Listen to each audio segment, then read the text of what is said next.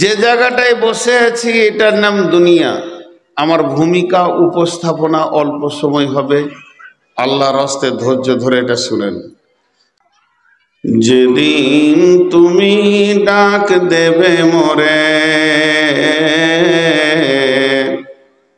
তোমার শীতল কোলে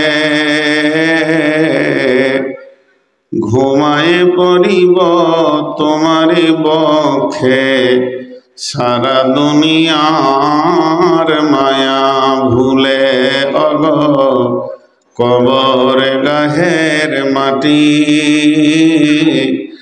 দুনিয়ার সব মায়ার পেছনে তোমারে জেনেছি খাঁটি অগ কবর গাহের মাটি।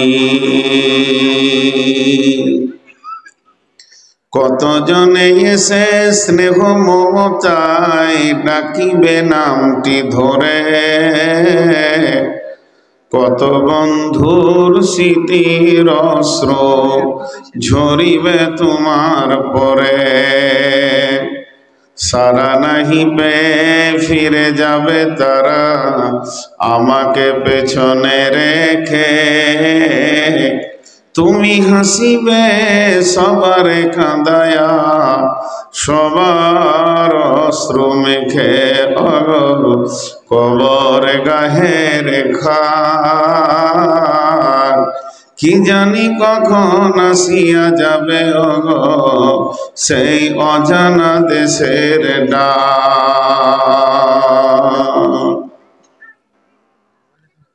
শ্রদ্ধেয় সুযোগ্য অত্র এলাকার কৃতি সন্তান আপামা জনসাধারণের নির্বাচিত আজকে সদরে সভা অর্থাৎ সবার সভাপতি, উপস্থিত আকাশে তারকা সাদৃশ্য আলেম ওলামাবৃন্দ, সামনে আমার দিনদার ইমানদার মমিন ভাই সকল এবং পর্দা থেকে শুননেওয়ালি মমিনা মা ও বোনেরা, প্রশংসা গুণগান স্তব স্তুতি ভালোবাসা তকদির হায়াত মওত রুজি জান্নাত জাহান্নাম পুলসেরাত সব কিছুর মালিক আল্লাহ।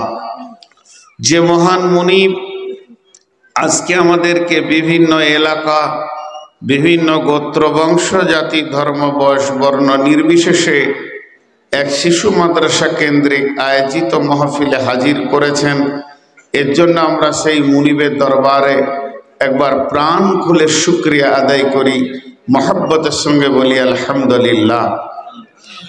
দরুদ ও সালাম বর্ষিত হোক সরকারে কায়না নবী দো জাহাं आखिरी पैगम्बर नबी मोहम्मद रसूलुल्लाह सल्लल्लाहु अलैहि वसल्लमेर ऊपर अल्लाहुम्मा आमीन अल्लाहुम्मा सल्ली अलैहि अल्लाहुम्मा बारिक अलैहि। আমি আপনাদের সামনে সূরা আনফালের 2, 3, 4, 5 চারটি আয়াত তেলাওয়াত করেছি, সূরা তওবা থেকে একটা আয়াত তেলাওয়াত করেছি, আর হাদিসে নববী থেকে একটা সহি হাদিস পেশ করেছি। আমি এগুলোকে সামনে রেখে কিছু কথা বলবো বলে নিয়ত করেছি ইনশাআল্লাহ। যদি আমার মাবুদ আমাকে তৌফিক দেন তো আমার তৌফিক ইল্লা বিল্লাহি আলাইহি তাওয়াক্কালতু ওয়া ইলাইহি উনীব। আমি আমার বক্তব্য শুরুতে ছোট ছোট 2-3টি কথা খুব অল্প সময়ে 1-2 মিনিট বলবো, যেটা প্রসঙ্গের বাইরে। প্রথম নম্বরে মা বোনদেরকে বলবো, আপনারা ধৈর্যশীলা হন এবং চুপ থেকে কিছুক্ষণের জন্য চুপ থাকা মানে আপনাদের বিরাট মুজাহাদা। চুপ থেকে কষ্ট করে কানটা মাইকের দিকে রাখেন, আশা করি কিছু আপনি আমি সকলেই পাব। আর পুরুষদেরকে বলছি একটু কষ্ট দিব। আপনারা আল্লাহকে ভালোবাসেন এটা আমার বিশ্বাস, আপনারা রসুলকে ভালোবাসেন এটা আমার বিশ্বাস।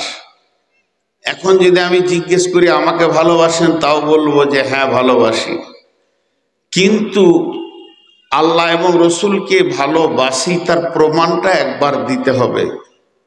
এখন যদি আমি পারিবারিক গল্প শুরু করে দিই তা আপনারা 3 মিনিটে ময়দান খালি করে পালিয়ে যাবেন যে খামকা ভ্যান ভ্যান করে বকছে, শুনে লাভ নাই। আর আমি যদি কোরআনের কথা বলি, হাদিসের কথা বলি, তাহলে আপনারা মহব্বতের সঙ্গে শুনবেন। আপনাদেরকে যে বসতে দেওয়া হয়েছে এটা কোনো গদি নয়, মাথার ওপরে যেটা দেওয়া হয়েছে এটা একটা চট মাত্র। প্রত্যেকের বাড়িতে লেপ তোষক বিছানা যথেষ্ট পরিমাণে আছে, তারপরেও সে আরামকে দু পায়ে ঠেলে দিয়ে এই ফাঁকা ময়দানে এসে বসে আছেন শুধু প্রেম আল্লাহ এবং আল্লাহর রসুলের ওপরে, দিন ইসলামের ওপরে। সেই প্রেমিক, প্রকৃত প্রেমিক ওই যে প্রেমের টানে দৌড় মারতে পারে, সে লক্ষ্য করে না যে আমার কাছে কাঁটা আছে কি না। গোলাপ ফুলকে যে ভালোবাসে সে কাঁটা খায়, যে মধু খায় সে মৌমাছির হুল খায়। অতএব আমি আপনাদেরকে ছোট্ট একটা আবেদন করব, যে আবেদনটা কোরআনে আছে, যে আবেদনটা রসুল বলেছেন। আজকে আমি বড় মৌলানা নই, আমার ডিগ্রি নেই, ওদিকে দেখতে হবে না। শুধু আমার সব থেকে বড় চাওয়া পাওয়া আজকের দিনের জন্যে, আমি আপনাদের মেহমান, বহুত দূরের মেহমান। আপনারা আমাকে দাওয়াত দিয়ে এনেছেন, অতএব আজকের দিনের জন্যে আমার আবদার, আমি যেটা চাইব আমাকে মিটাবেন, আমাকে ভালোবাসবেন। প্রকৃত মেজবান ওই যে মেহমানকে কোনোদিন করা কথা বলে না, অপমান করে না। মেহমানের চাওয়ার অধিকার আছে, অনেক কিছু চাইবে, মেজবান মিটাবে। এটাই হলো মেজবানের বড় গুণ। তো আমি তো মুসলিম, রসুলের ঘরে ইহুদি মেহমান সম্মান পেয়েছেন, রসুলের ঘরে ইহুদি মেহমান সম্মান পেয়েছেন। তাহলে আপনি আমি মুসলিম, আমাদের ভিতরে ইসলামের মানে পরিচয় রয়েছে, বিধায় আমার চাওয়া পাওয়া আপনাদের কাছে অনেক রয়েছে। আমি বেশি কিছু চাইব না, ছোট্ট একটা জিনিস চাইছি। কেউ 1 কিলোমিটার, কেউ 2 কিলোমিটার, কেউ 100 মিটার, কেউ 5 কিলোমিটার, কেউ 25 কিলোমিটার থেকে এসেছেন, মাত্র 50 মিটার আগিয়ে যান সবাই। আর কিচ্ছু চাইছি না, একদম ত্রিপলের শেষে চলে আসেন। সকলে একসঙ্গে যদি আসেন তাহলে সময় কম লাগবে, আর 1-2 করে যদি বোঝাতে হয় সময় অনেক বেশি লেগে যাবে। অতএব ভাই, আল্লাহর ওয়াস্তে একদম যে যতটা পারবেন আগে আসেন, আগে বাড়েন। নিচে বসতে হবে, তোমরা খুব ডিস্টার্ব করছো, এটাকে সরাতে হবে। আল্লাহর ওয়াস্তে একদম চলে আসেন, একদম এই দিকটা এরা উঠছে না কেন? এরা কি আমার কথা বুঝতে পারেনি? এই গ্রুপটা বুঝতে পারেনি, এরা কেন আমার ভাষাটা বুঝতে পারছে না? জালসা শুনতেছে, কি যে হবে শেষকালে রেজাল্ট আল্লাহ জানে। এখানটা ফাঁকা কেন?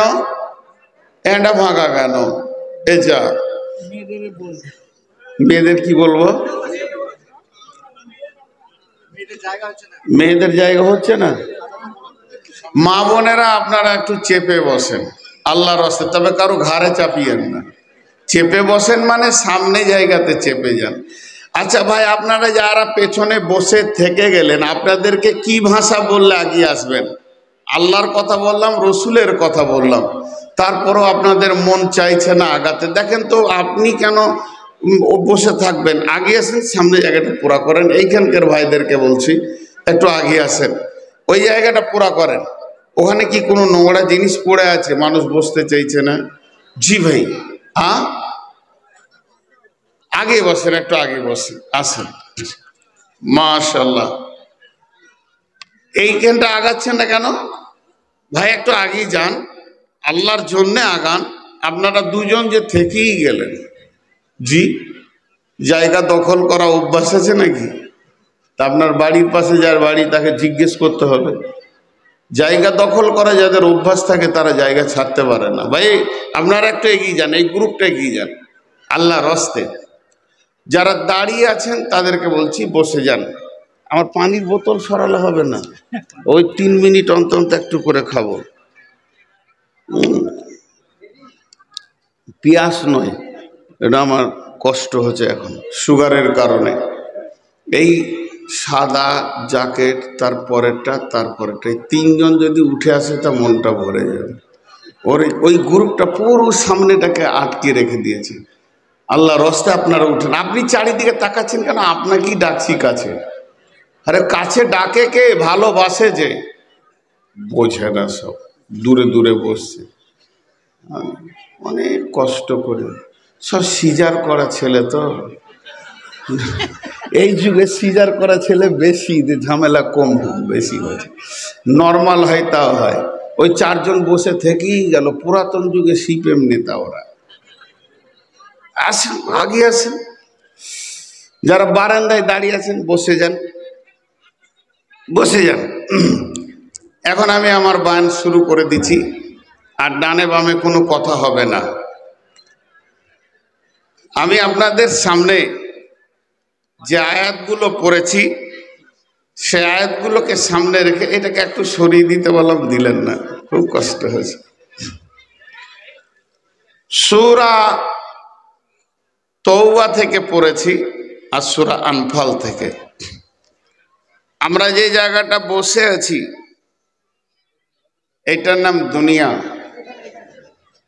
আমাদের সামনে যে স্টপেজটা আসছে ওর নাম আলামে বারজাক। আবার ওই দিকেই দিছে, আমার দিকেই দিছে, পুরা ওই দিকে করে দেন। হ্যাঁ, বাস বাস বাস বাস বাস বাস বাস বাস বাস। লোক খুব চালাক, কিন্তু লেটে বুঝে। জি, আপনার মাইক খুব ভালো। হ্যাঁ, চাপঘরে গতবার চাপঘরে গিয়েছিলেন। ও জি জি জি, চিনেছি। যে জায়গাটায় বসে আছি এটার নাম দুনিয়া। আমার ভূমিকা উপস্থাপনা অল্প সময় হবে, আল্লাহর হস্তে ধৈর্য ধরে এটা শুনেন। সামনে একটা স্টপেজ আছে, তার নাম আলামে বারজাক। সাদা ভাটায় আমরা বলি কবর। কবর কবিতাটা অল্প পড়েছি। আমাদের পেছনে যে স্টপেজটা ছেড়ে এসছি দুইখানা, একটা আত্মা জগৎ যেটা জান্নাতে, আর একটা ছেড়ে এসছি মায়ের পেট, দেহ জগৎ, যাকে আরবিতে বলা হয়েছে আলামে আজসাম। তো কাল দুটি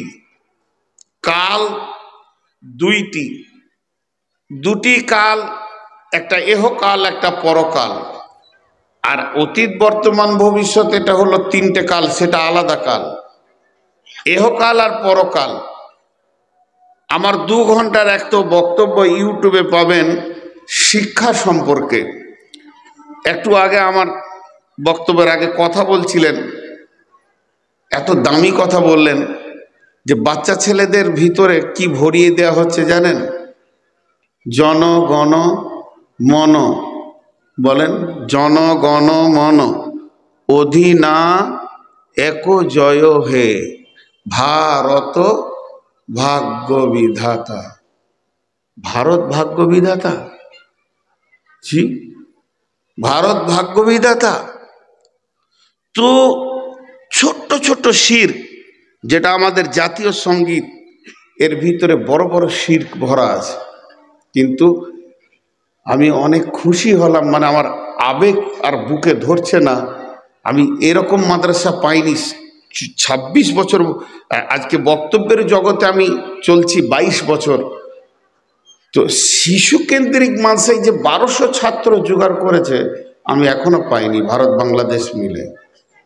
বড় মাদ্রাসা পেয়েছি, 2000-3000 ছাত্র আছে, কিন্তু শিশুদেরকে যে এত মেহনতে ভাবতা কমিটি করেছেন, তো এটা যে কত বড় দাওয়াতের কাজ, যেটাকে আমি হিসাব দিয়ে বুঝাতে গেলে কম হয়ে যাবে। হিসাব দিয়ে বুঝাতে গেলে কম হয়ে যাবে। একটা শিশুর কাছে প্রথমে দিন ভরে দেওয়া। দেখেন, একটা লোক নবী নয়, তার কাছে জিবরাইল আসেনি, সে ওহিও পায়নি, সাধারণ থেকে সাধারণ মানুষ, তার নামে আল্লাহ কোরআনে সূরা দিয়ে দিলেন, সূরা লোকমান। লোকমান হাকিম কোনো নবীও নয়, সাধারণ মানুষ, বিচক্ষণ মানুষ, কিন্তু তার কাছে ওহিও আসেনি, জিবরাইলও আসেনি, তার নামে আল্লাহ একটা সূরা দিয়ে দিলেন। সূরাটা দিলেন কেন? লোকটা মর্যাদা পেলেন কেন? সম্মানের সঙ্গে সূরাটা দেওয়া হয়েছে, অসম্মানের সঙ্গে নয়। কোরআনে তো কাফেরের নামে সূরা আছে কাফেরুন, মুনাফিকের নামে সূরা আছে মুনাফিকুন। তা বলে তাদের সম্মান বাড়েনি, সম্মান কমেছে। আর ইনাকে সম্মানিত দেওয়া হলো কেন? একটা কারণ, বাচ্চাকে দ্বীনি শিক্ষা দিচ্ছেন, ইয়া বুনাইয়া লা তুশরিক বিল্লাহ। এখান থেকে আল্লাহ তাবারাক ওয়া তাআলা বিশ্ববাসীকে বলছে তোমরা শিশুদের উপরে মেহনত করো। লোকমান হাকিম তার শিশুকে বসিয়ে প্রথম যে জ্ঞানটা দিচ্ছে, বেটা শিরক মুক্ত জীবন তৈরি করো। এটা চারটিখানি কথা নয়, প্রত্যেকটি পিতার গুরু দায়িত্ব তার সন্তানদেরকে আল্লাহর সঙ্গে কানেক্ট করে দেওয়া। আজকে সেই কাজ এই শিশু মাদ্রাসা করছে, সুবহানাল্লাহি ওয়া বিহামদিহি। তো যাই হোক, পরে কথা বলবো। তো এর নাম দুনিয়া। আমরা আত্মা জগৎ থেকে চলে এসেছি, মায়ের পেট থেকে ধীর গতিতে আগাতে রয়েছি। কিছু জিনিস একটু খেয়াল করেন। আমার মন চাই চা নাই চাই, মত একদিন আসবে। আপনারা একবার মুখ খুলেন, আমার মন চাই চাই না চাই, মত একদিন আসবে কি আসবে না? আমার কাজ গুছানো হোক চাই না হোক, মত একদিন আসবে। আমার সুস্থ শরীর থাক অসুস্থতা থাক, চাই ব্যস্ততা থাক চাই ফুরসেত থাক, এদিক দিয়ে খেয়াল করবে না, সে একদিন, জোরে বলেন, সে একদিন আসবে। ঠিক আর একটা জিনিস আমরা খেয়াল করি না, আমরা চুপচাপ বসে আছি, রেস্টে আছি, ছুটিতে আছি, বহু কথা বলি, স্কুলে ছুটি, মাদ্রাসায় ছুটি, এখন অফ সিজন, বর্ষা, জলসা হচ্ছে না, ছুটি। কিন্তু এক জায়গায় ছুটি নাই, ধীর গতিতে আমরা কবরের দিকে আগাচ্ছি। এ জায়গায় আমরা কেউ বসে নেই। প্রতিটি সেকেন্ড আমরা কবরের দিকে আগাচ্ছি। আজকে আমি এসেছি ভাবতার মঞ্চের দিকে, বাড়ি থেকে 120-30 কিলোমিটার, 140 কিলোমিটারকে অতিক্রম করে, কিন্তু আমি তো যাইনি কৃষ্ণনগর। যদি কেউ ফোন করে কৃষ্ণনগর, না আমি যাইনি, আমি এসেছি ভাবতায়। শ্বশুর বাড়ি, না আমি যাইনি। বোনের বাড়ি, না যাইনি। এগুলো না শব্দ দিয়ে টান মারবো। মামার বাড়ি, না আমি যাইনি। কিন্তু কবরের দিকে, হ্যাঁ আমি যাচ্ছি। এ জায়গায় কেউ না বলতে পারবে না। আল্লাহ সূরা তরিকে কত গভীর তথ্য কথা বলেছেন। বিসমিল্লাহির রহমানির রহিম। ওয়াস-সামাই ওয়াত-তারিক ওয়া মা আদরাকা মাত-তারিক আন-নাজমুস সাকিব ইন কুল্লু নাফসিন লাম্মা আলাইহা হাফিজ। আর তো শির করো না, এইটুকু বলবো, ভূমিকা হিসেবে বলছি। আল্লাহ তার নবীকে কসম দিয়ে বলছেন, ওয়াস-সামাই ওয়াত-তারিক, আমি আসমানে আগমনকারী, রাত্রিতে যে আসা যাওয়া করে তার কসম দিছি নবী হে। সে একটা কক্ষপথে চলে, আসা যাওয়া করে, গভীর রাত্রিতে আসে আর চলে যায়। আল্লাহ তার নবীকে প্রশ্ন করছেন, ওয়ামা আদরাকা মাত-তারিক, নবী হে তুমি কি কিছু জানো? তোমাকে কি জানানো হয়েছে সেই গভীর রাত্রিতে যে আসা যাওয়া করে ওই জিনিসটা কি? এরপর আল্লাহ বলছেন সেটা হলো আন-নাজমুস সাকিব। তোমরা এতদিন খেয়াল করনি, তোমাদের চেতনতা ফিরেনি, তোমরা এতদিন অচৈতন্য অবস্থায় কাটিয়েছ, গভীর রাত্রিতে যে আসা যাওয়া করে সেটা হলো প্রজ্বলিত নক্ষত্র, একদম প্রজ্বলিত আলো যুক্ত তারা আসা যাওয়া করে। এই আসমান জগৎ সৌরজগতের কথা বলতে বলতে আল্লাহ হঠাৎ করে এক সেকেন্ডে জমিতে নেমে গেলেন, দিয়ে বলছেন ইন কুল্লু নাফসিল লাম্মা আলাইহা হাফিজ। হে বিশ্ববাসী শুনে লাও, আমি আল্লাহর সূক্ষ্ম দৃষ্টি, আমি আল্লাহর সূক্ষ্ম দৃষ্টি প্রত্যেকটি আত্মার সঙ্গে জড়িত রয়েছে। অতএব তোমরা কখন পদস্খলন করো এ কথা আমি আল্লাহ ভালো করে জানি।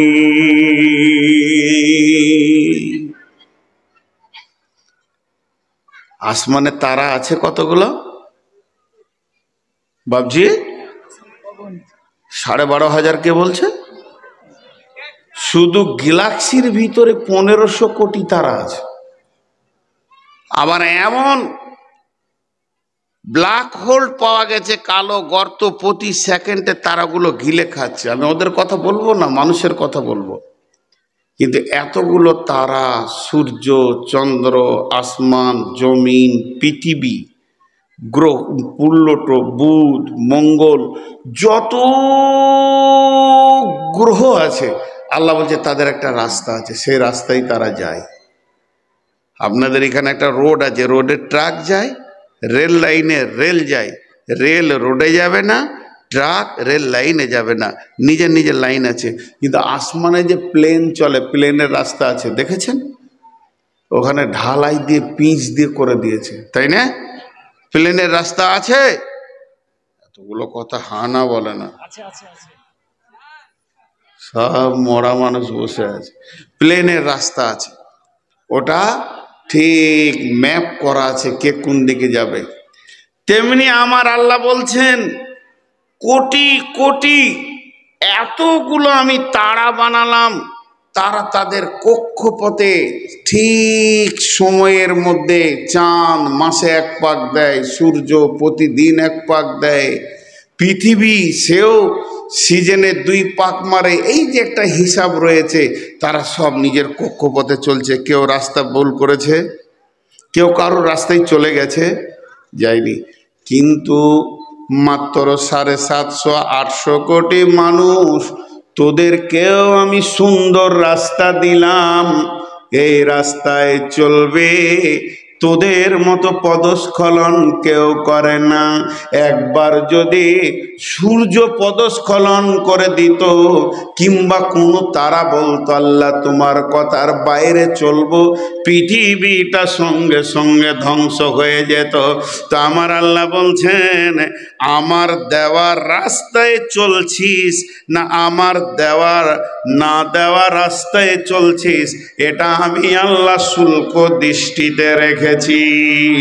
তারপরে এটার আর একটা তর্জমা আমার রব বলছে শোন, যে রাস্তায় তোদেরকে আমি ছেড়ে দিয়েছি, যে রাস্তায় তোরা চলছিস, শুনেলে ওই রাস্তার শেষটার নাম হচ্ছে আল-হাক্কু মুত্তাকাসুর হাত্তা জুরতুমুল মাকাবির।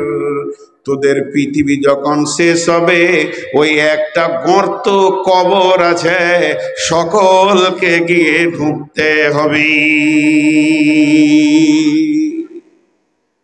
আল্লাহর দেওয়া রাস্তাটা এমন বানানো আছে, তুই যেখানেই থাক, মুর্শিদাবাদ থাক আর বর্ধমানে থাক, ওখানে গিয়ে টপ করে পড়তে হবে।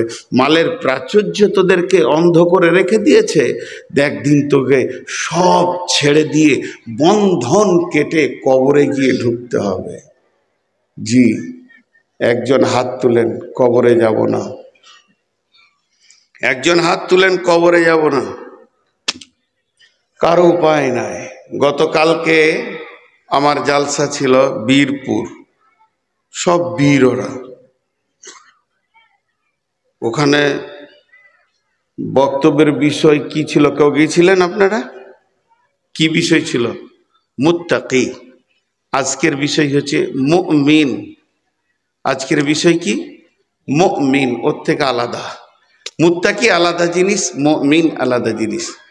তা ওখানে একটা উদাহরণ দিয়েছিলাম, না কোথা দিলাম ভুলে গেছি, বুড়ি গেছি তো হুঁশ নাই। এই যে চটটা দিয়েছেন, এই চটটাকে যদি 3 ফুট ওপরে টান করে সুন্দর করে দুদিকে দেওয়া হয় তো একটা ছাদের মতো হবে। যে অসংখ্য সরিষা ছিটিয়ে দেন, মাঝে একটা ফুটো করে দিয়ে শুধু একটা ইঁট দিয়ে ঝুলিয়ে দেন, প্রত্যেকটা সরিষা গিয়ে ওখানে top top top top top top করে একটা গর্তে সব কথা বলে না। বাংলাদেশে জালসা করে মজা লাগে, সবগুলো একটা গর্তে সব ঢুকে যাবে। আল্লাহ বলছেন ওয়াল আরদা মিহাদা, হে বিশ্ব মানবেরে, আমি জমিনটা তোমাদের জন্য বিছানা বানিয়ে দিয়েছি সুন্দর। তবে জেনে রাখো এই জমিনে তোমরা মার্বেল গুলির মতো, সাইকেলে বলের মতো পৃথিবীতে রিজালান কাসীরা ওয়ান নিসা, অসংখ্য পুরুষ আর নারীতে ভর্তি হয়ে গেছো, কিন্তু আমি এই জমিনের বুকে একটা গর্ত বানিয়েছি, খাল বানিয়েছি, যার নাম হচ্ছে কবর। ডাক্তার ঢুকতে হবে, মাস্টার হলো ঢুকতে হবে, ইমানদারকে ঢুকতে হবে, বেঈমানকে ঢুকতে হবে, শিক্ষিত ঢুকবে, অশিক্ষিত ঢুকবে, নারীও যাবে, পুরুষও যাবে, শিষ্য যাবে, বৃদ্ধ যাবে। পৃথিবীর এমন একজন নয় যাকে কবর থেকে মাফ করে দেয়া হবে। আল্লাহ নবী কবরের আর একটা নাম দিয়েছেন আলামে বারজাখ। আলামে বারজাখ শব্দের অর্থ হলো মৃত্যুর পরেই কাল।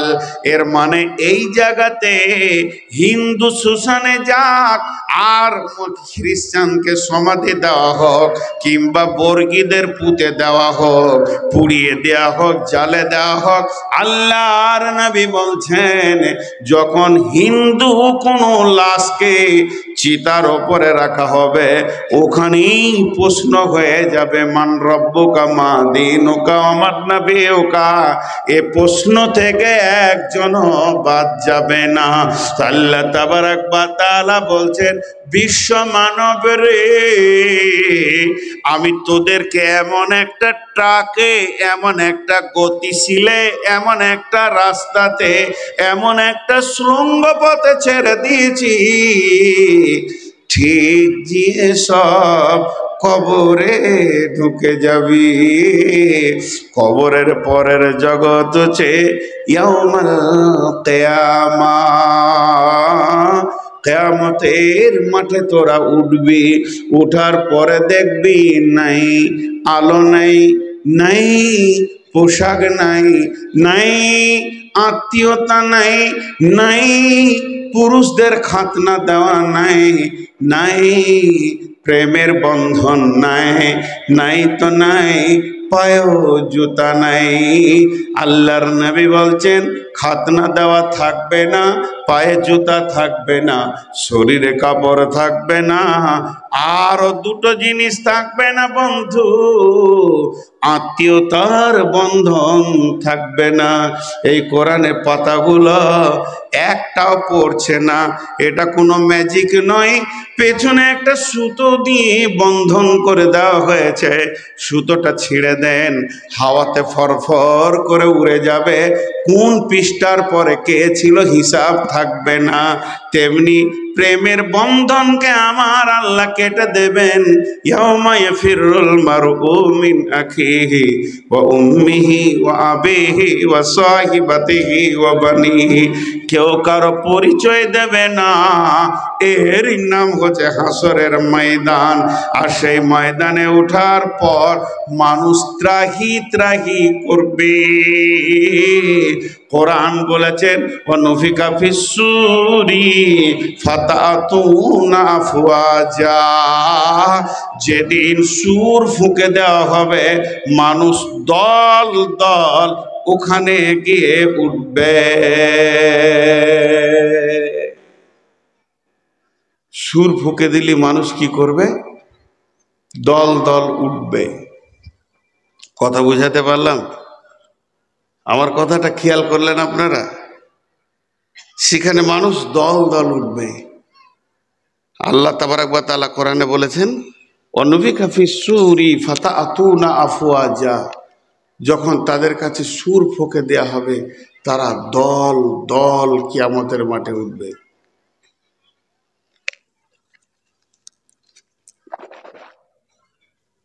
দল দল উঠবে। এই কথাটা খুব খেয়াল করেন। একা একা থাকবে না, একা একা কেউ থাকবে না, সবাই দল দল উঠবে। কি রকম দলটা হবে? কোন বিশেষে দলটা হবে? ভাষা, বাঙালিরা এক জায়গায় উঠবে, ইংরেজি যারা বলে তাদের দল আলাদা হবে, আরবি যারা বলে তাদের দল আলাদা হবে কিয়ামতের মাঠে, ফার্সি যারা বলে তাদের দল আলাদা হবে, হিন্দি যারা বলে তাদের আলাদা হবে। জি না, দলটা কি নিয়ে হবে? তাহলে পুরুষের দল আলাদা, নারীর দল আলাদা? জি না। তাহলে কি দিয়ে হবে? দেশ বিশেষে ভারতের লোক এক জায়গায় থাকবে, পাকিস্তানের লোক এক জায়গায় থাকবে, সৌদির লোক এক জায়গায় থাকবে, বাংলাদেশের লোক এক জায়গায় থাকবে? জি না, দলটা হবে আমলের উপরে। কেমন? সারা পৃথিবীর যত কাফের আছে তাদের দল একটা হবে, সারা পৃথিবীর যত মুশরিক আছে তাদের দল আলাদা হবে, জালেমের দল আলাদা হবে, ফাসেকের দল আলাদা হবে, মুনাফিকের দল আলাদা হবে, মুমিনের দল আলাদা হবে, মুত্তাকির দল আলাদা হবে, সালেহিনের দল আলাদা হবে, শহীদের দল আলাদা হবে, আলিমের দল আলাদা হবে, হাফিজের দল আলাদা হবে। এইরকম ভাবে কিয়ামতের মাঠে গ্রুপ গ্রুপ হয়ে থাকবে। আল্লাহ সূরা নাবাতে বলছেন ওয়ানুফিকা ফিস-সূরি ফাতাতুনা আফওয়াজা, যখন ইসরাফিল সুর ফুঁকবে তখন মানুষ দল দল কিয়ামতের মাঠে উঠবে।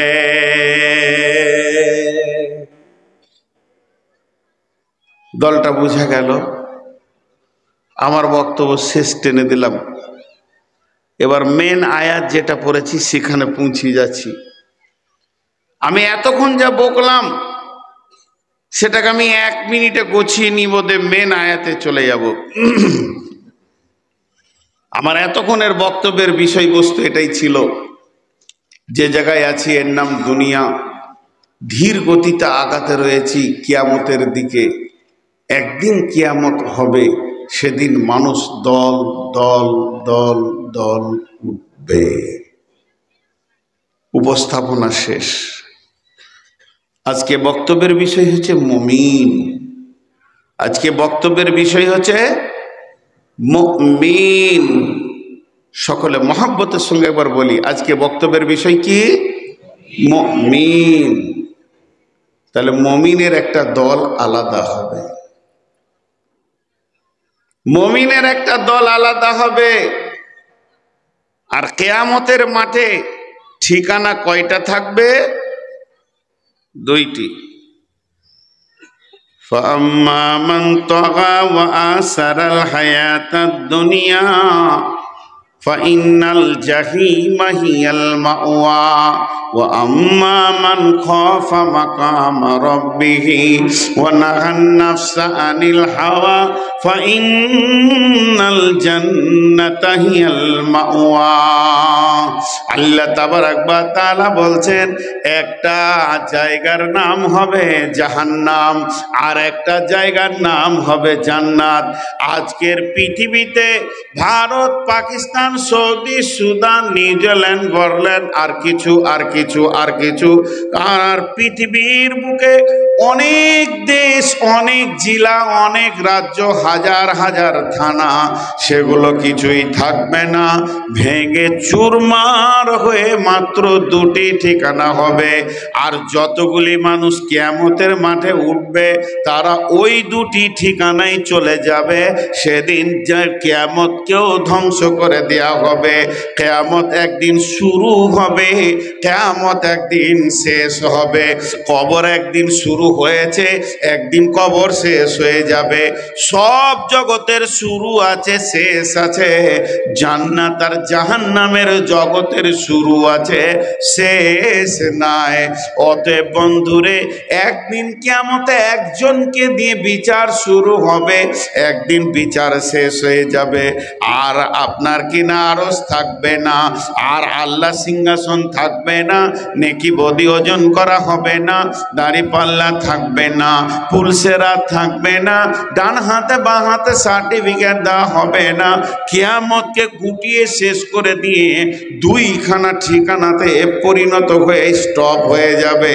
একটার নাম হলো জান্নাত আর একটার নাম হলো জাহান্নাম। একটার নাম হলো জাহান্নাম আর একটার নাম হলো জান্নাত। একটার নাম হলো জান্নাত আর একটার নাম হলো জাহান্নাম। 3 নম্বর কোনো জায়গা থাকবে না। এরপরে ওই কিয়ামতের মাঠে যতগুলি লোক দল দল উঠেছে, কিছু গ্রুপ জান্নাতে যাবে, কিছু গ্রুপ জাহান্নামে যাবে, কিছু গ্রুপ জান্নাতে যাবে, কিছু গ্রুপ জাহান্নামে যাবে। জাহান্নাম যাবে কে? গুনাহ করেছে যে। জান্নাত যাবে কে? নেকি করেছে যে। আর আপনার কিনা জাহান্নামের ভিতরে লোক দল দল ঢুকবে। সেই দলগুলো হলো মুশরিক, সেই দলগুলি হলো কাফির, সেই দলগুলি হলো ফাসিক, সেই দলগুলি হলো মুনাফিক, ওই দলগুলি হলো জালিম। জান্নাতে যাবে কে? সেই দলগুলির নাম হচ্ছে মুত্তাকি, সেই দলগুলির নাম হচ্ছে মুমিন, সেই দলগুলির নাম হচ্ছে শহীদ, সেই দলগুলির নাম হচ্ছে মুফলিহুন মুহতাদুন, ওই দলগুলির নাম হচ্ছে উলাইকা হুমুল ফাইজুন।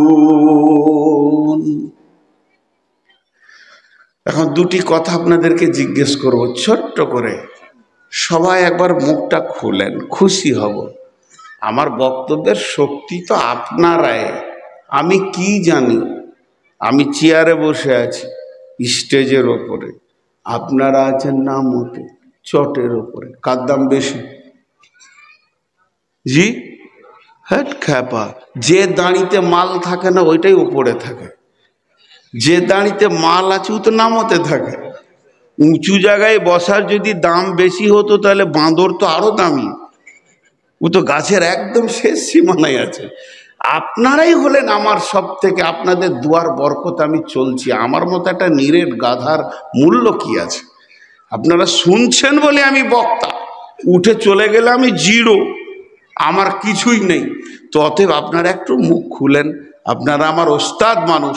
আমি আমি আমি সবক শোনাচ্ছি আমার শিক্ষকদেরকে। আপনাদের দুয়ার বরকতে আমার মতো একটা গাধা দুনিয়াতে চলছে ফিরছে, দেশ বিদেশ করছে। তো যাই হোক, দুটি একটা কথা জিজ্ঞেস করব, শেষ ঠিকানা কয়টা? যারা বলেন শেষ ঠিকানা কয়টা? একটার নাম জান্নাত আর একটার নাম জাহান্নাম। কে কে যাব হাত তুলি? কার কার ইচ্ছা আছে? আমি একাই থেকে গেলাম নাকি? আমি একাই যাব? আল্লাহ মাফ করুক, সকলকে মাফ করুক। আল্লাহ আমাদের সকলকে জান্নাত দান করুন, আমিন বলে না? আল্লাহ আমাদের দুশ্মনকেও জান্নাত দান করুন। জি ভাই, সেখানে গিয়ে আনন্দ করব। দুনিয়াতে দুশ্মনী করলে তো কি হলো, জান্নাতে গিয়ে আনন্দ করব, তার সঙ্গেই দেখা হোক। তা ঘটনা হচ্ছে, কাউকে যেন আল্লাহ জাহান্নাম না দান করেন, প্রত্যেকটি কালেমাওয়ালাকে আল্লাহ জান্নাত দান করুন। জি, গতকালকেও বলছিলাম যে কি রাম, শ্রীরাম সারা দুনিয়া ঘুরে কোথাও জায়গা পেলে না, মসজিদ ঢুকে পড়ল। জি, তো মুসলমানরা কত উদার, মসজিদেই জায়গা দিলে। এবার খালি তোরা ভক্ত কটা ঢুকে গেলেই হয়ে যায়। জি, কথা ঠিক না ভুল? পৃথিবীর কোনো জাতি রামকে জায়গা দিলে না, শেষকালে মুসলমানদের কাছেই জায়গা নিলে। তো এখন গরুর মুদ খেয়েছে, দুদিন পর গরু খাবে ইনশাআল্লাহ, আপনারা দোয়া করেন।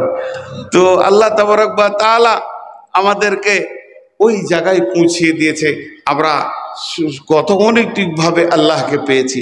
তাহলে জান্নাতে যতগুলো গ্রুপ যাবে, সেই গ্রুপের ভিতরে একটা গ্রুপের নাম হচ্ছে মুমিন।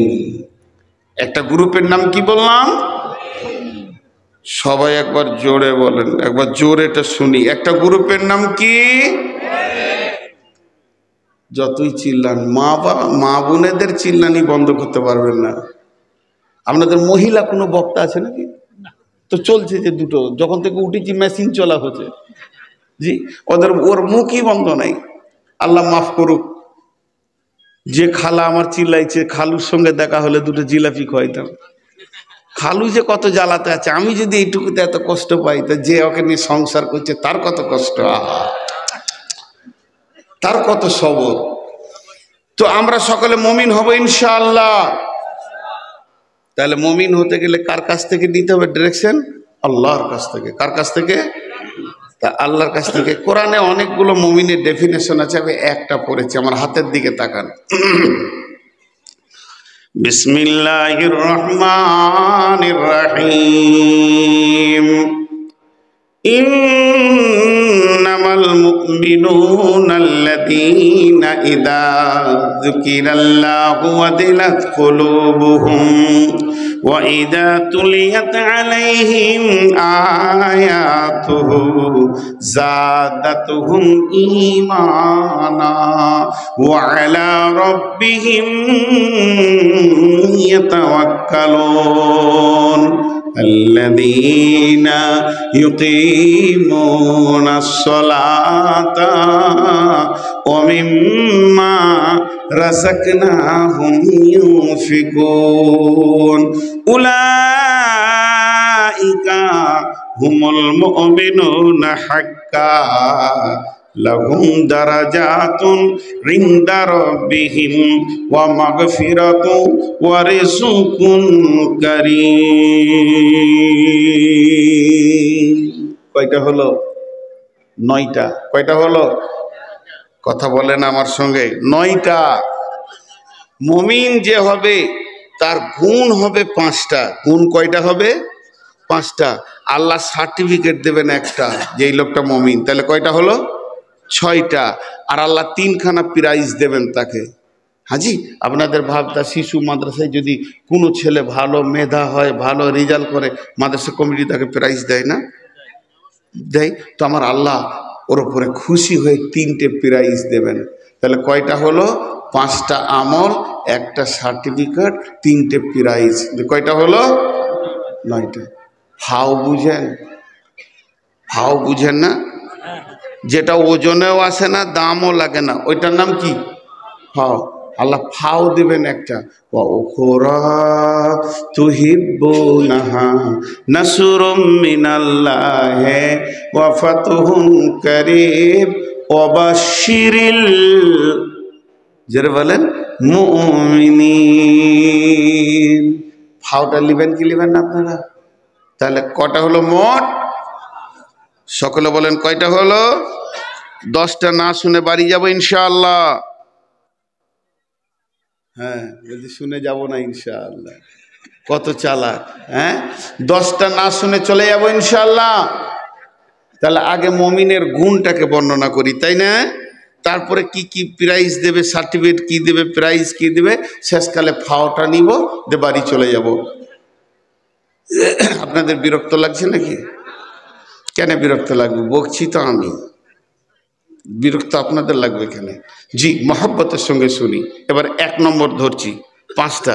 বিসমিল্লাহির রহমানির রহিম। ইন্নামাল মুমিনুনাল্লাযীনা ইযা যুকিরাল্লাহু ওয়াজিলাত কুলুবুহুম ওয়াজিলাত কুলুবুহুম ওয়াজিলাত কুলুবুহুম। আল্লাহ তাবারক ওয়া তাআলা বলছেন, নিশ্চয়ই মুমিন ওরা, ওরা আমার নজরে মুমিন, আমার হিসাবে ওরা মুমিন, আমার চোখে এই লোকগুলি মুমিন। যখন তাদের কাছে আল্লাহর কথা বলা হয়, আল্লাহর ক্ষমতার কথা বলা হয়, তখন আল্লাহর ভয়ে তাদের দিলগুলো থরথর থরথর করে কাঁপে।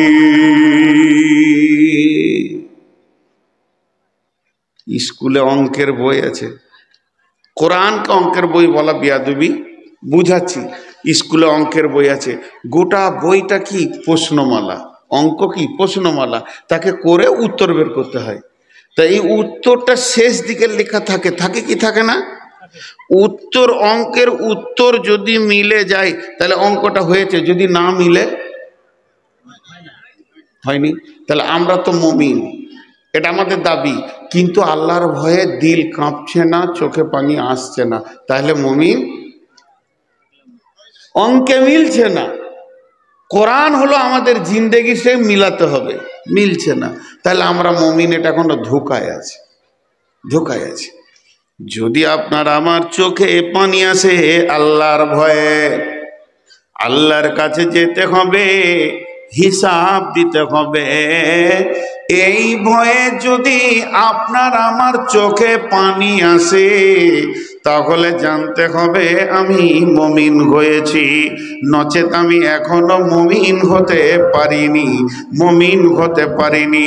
যেহেতু কোরআন বলেছেন মুমিনের 1 নম্বরে গুণ হচ্ছে যখন তার কাছে আল্লাহর কথা বলা হবে, আল্লাহর পাকারের কথা বলা হবে, আল্লাহ ধরবে এই কথাটা বলা হবে, তখন তার দিলটা থরথর থরথর করে কেঁপে উঠবে আর চোখ দিয়ে ঝরঝর করে পানি বইবে।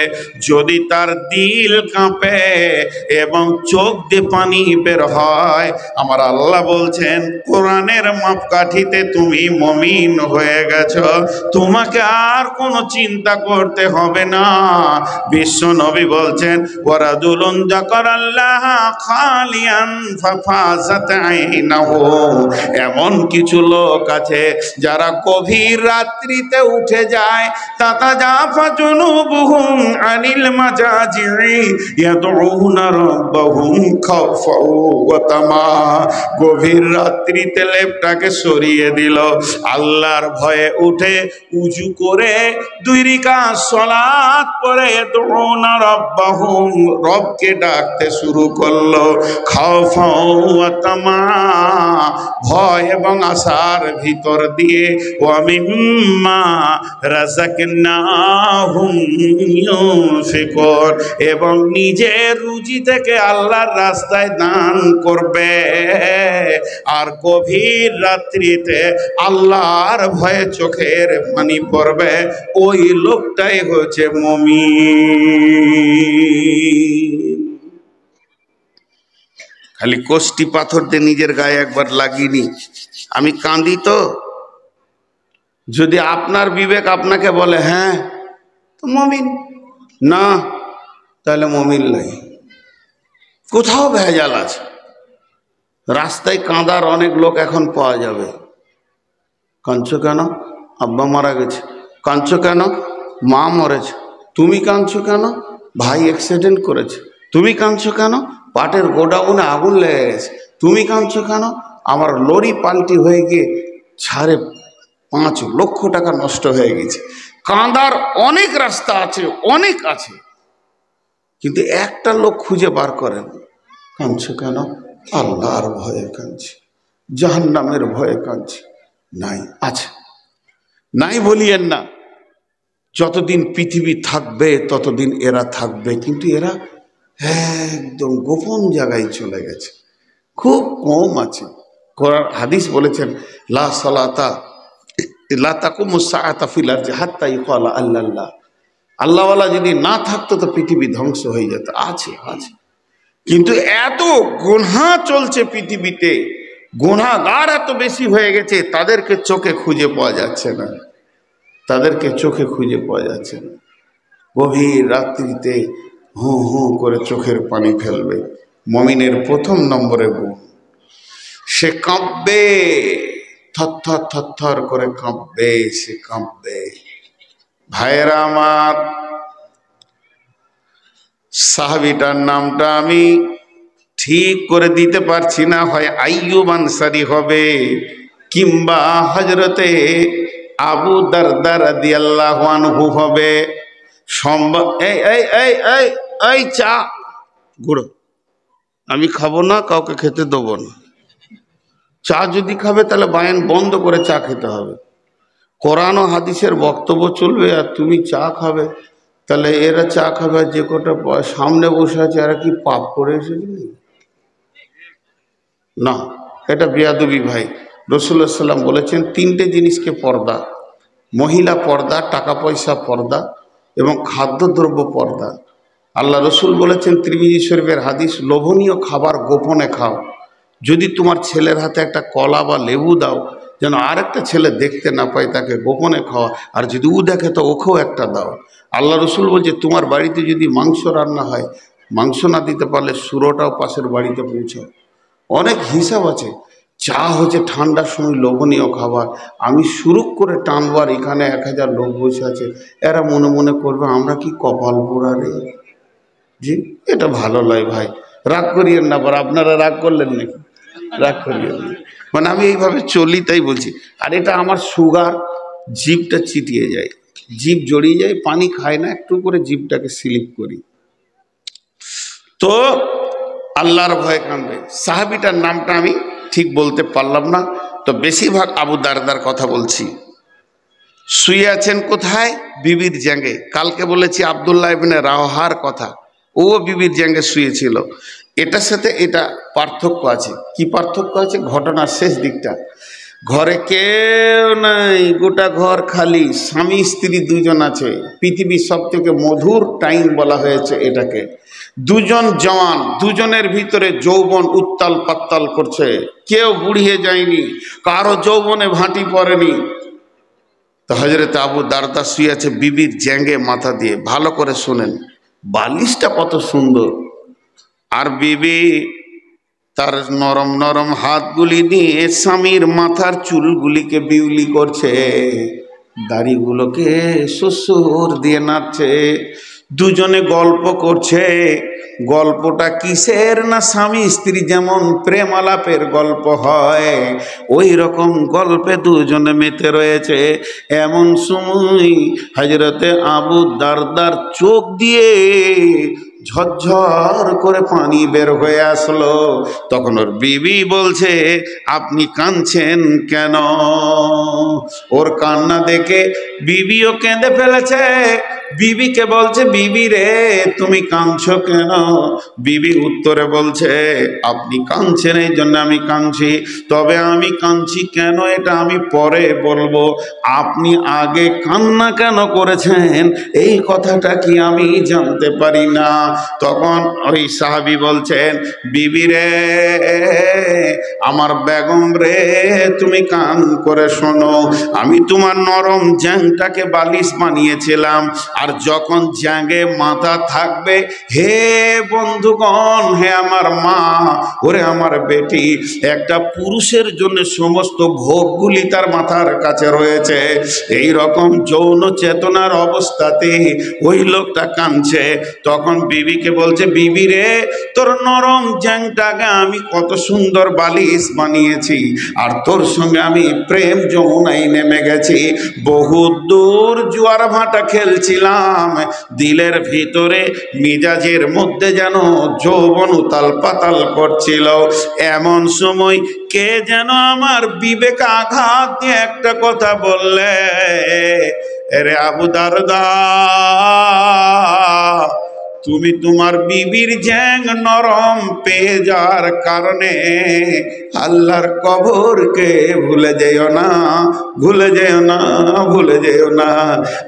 আজকে যে মাথাটা তোমার বিবির জাঙ্গের উপরে আছে, এই মাথাটা আগামীকাল কবরে মাটির ভিতরে লুটুপুটি করবে রে আল্লাহর গোলাম। তুমি কেমন করে আল্লাহর কবরকে ভুলে গেছো? আবু দারদা বলছে, বিবি রে, যখন ওই কবরের অন্ধকার ঘর এবং আল্লাহর পাঠানো ফেরেশতা হিসাব নিকাশ এবং সেই মাটির দেহ মাটিতে পড়ে থাকবে, এই ঘটনাটা আমার মাথায় এলো, তখন আমি সব ভুলে গিয়ে নিমিষের ভিতরে আল্লাহর ভয়ে কাঁদতে শুরু করলাম। এবার তুমি বলো, তুমি কেন কাঁদছো? ও মা আমার, বোন আমার, যেমন স্বামী তেমনি বিবি। বিবি বলছে, স্বামী আমার, বিবি মেয়েদের প্রতিধন হলো সব থেকে দামি ধন, পৃথিবীর সব থেকে বড় সম্পদ হচ্ছে প্রতিধন। আর আপনি আমার উপরে রাজি আছেন, আমার আমার জায়গাতে মাথা রেখে আছেন।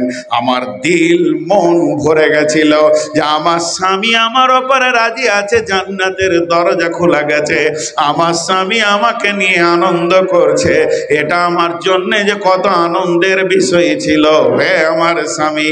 কিন্তু আমাকে কে যেন মাথায় বলল, হতভাগী রে, একটি বার কি তুই ভেবে দেখবি না, মরে দেখ, কবরে একাই পড়ে থাকবে, স্বামী খবর নিতেও যাবে না, স্বামী চাইনি যাবে না।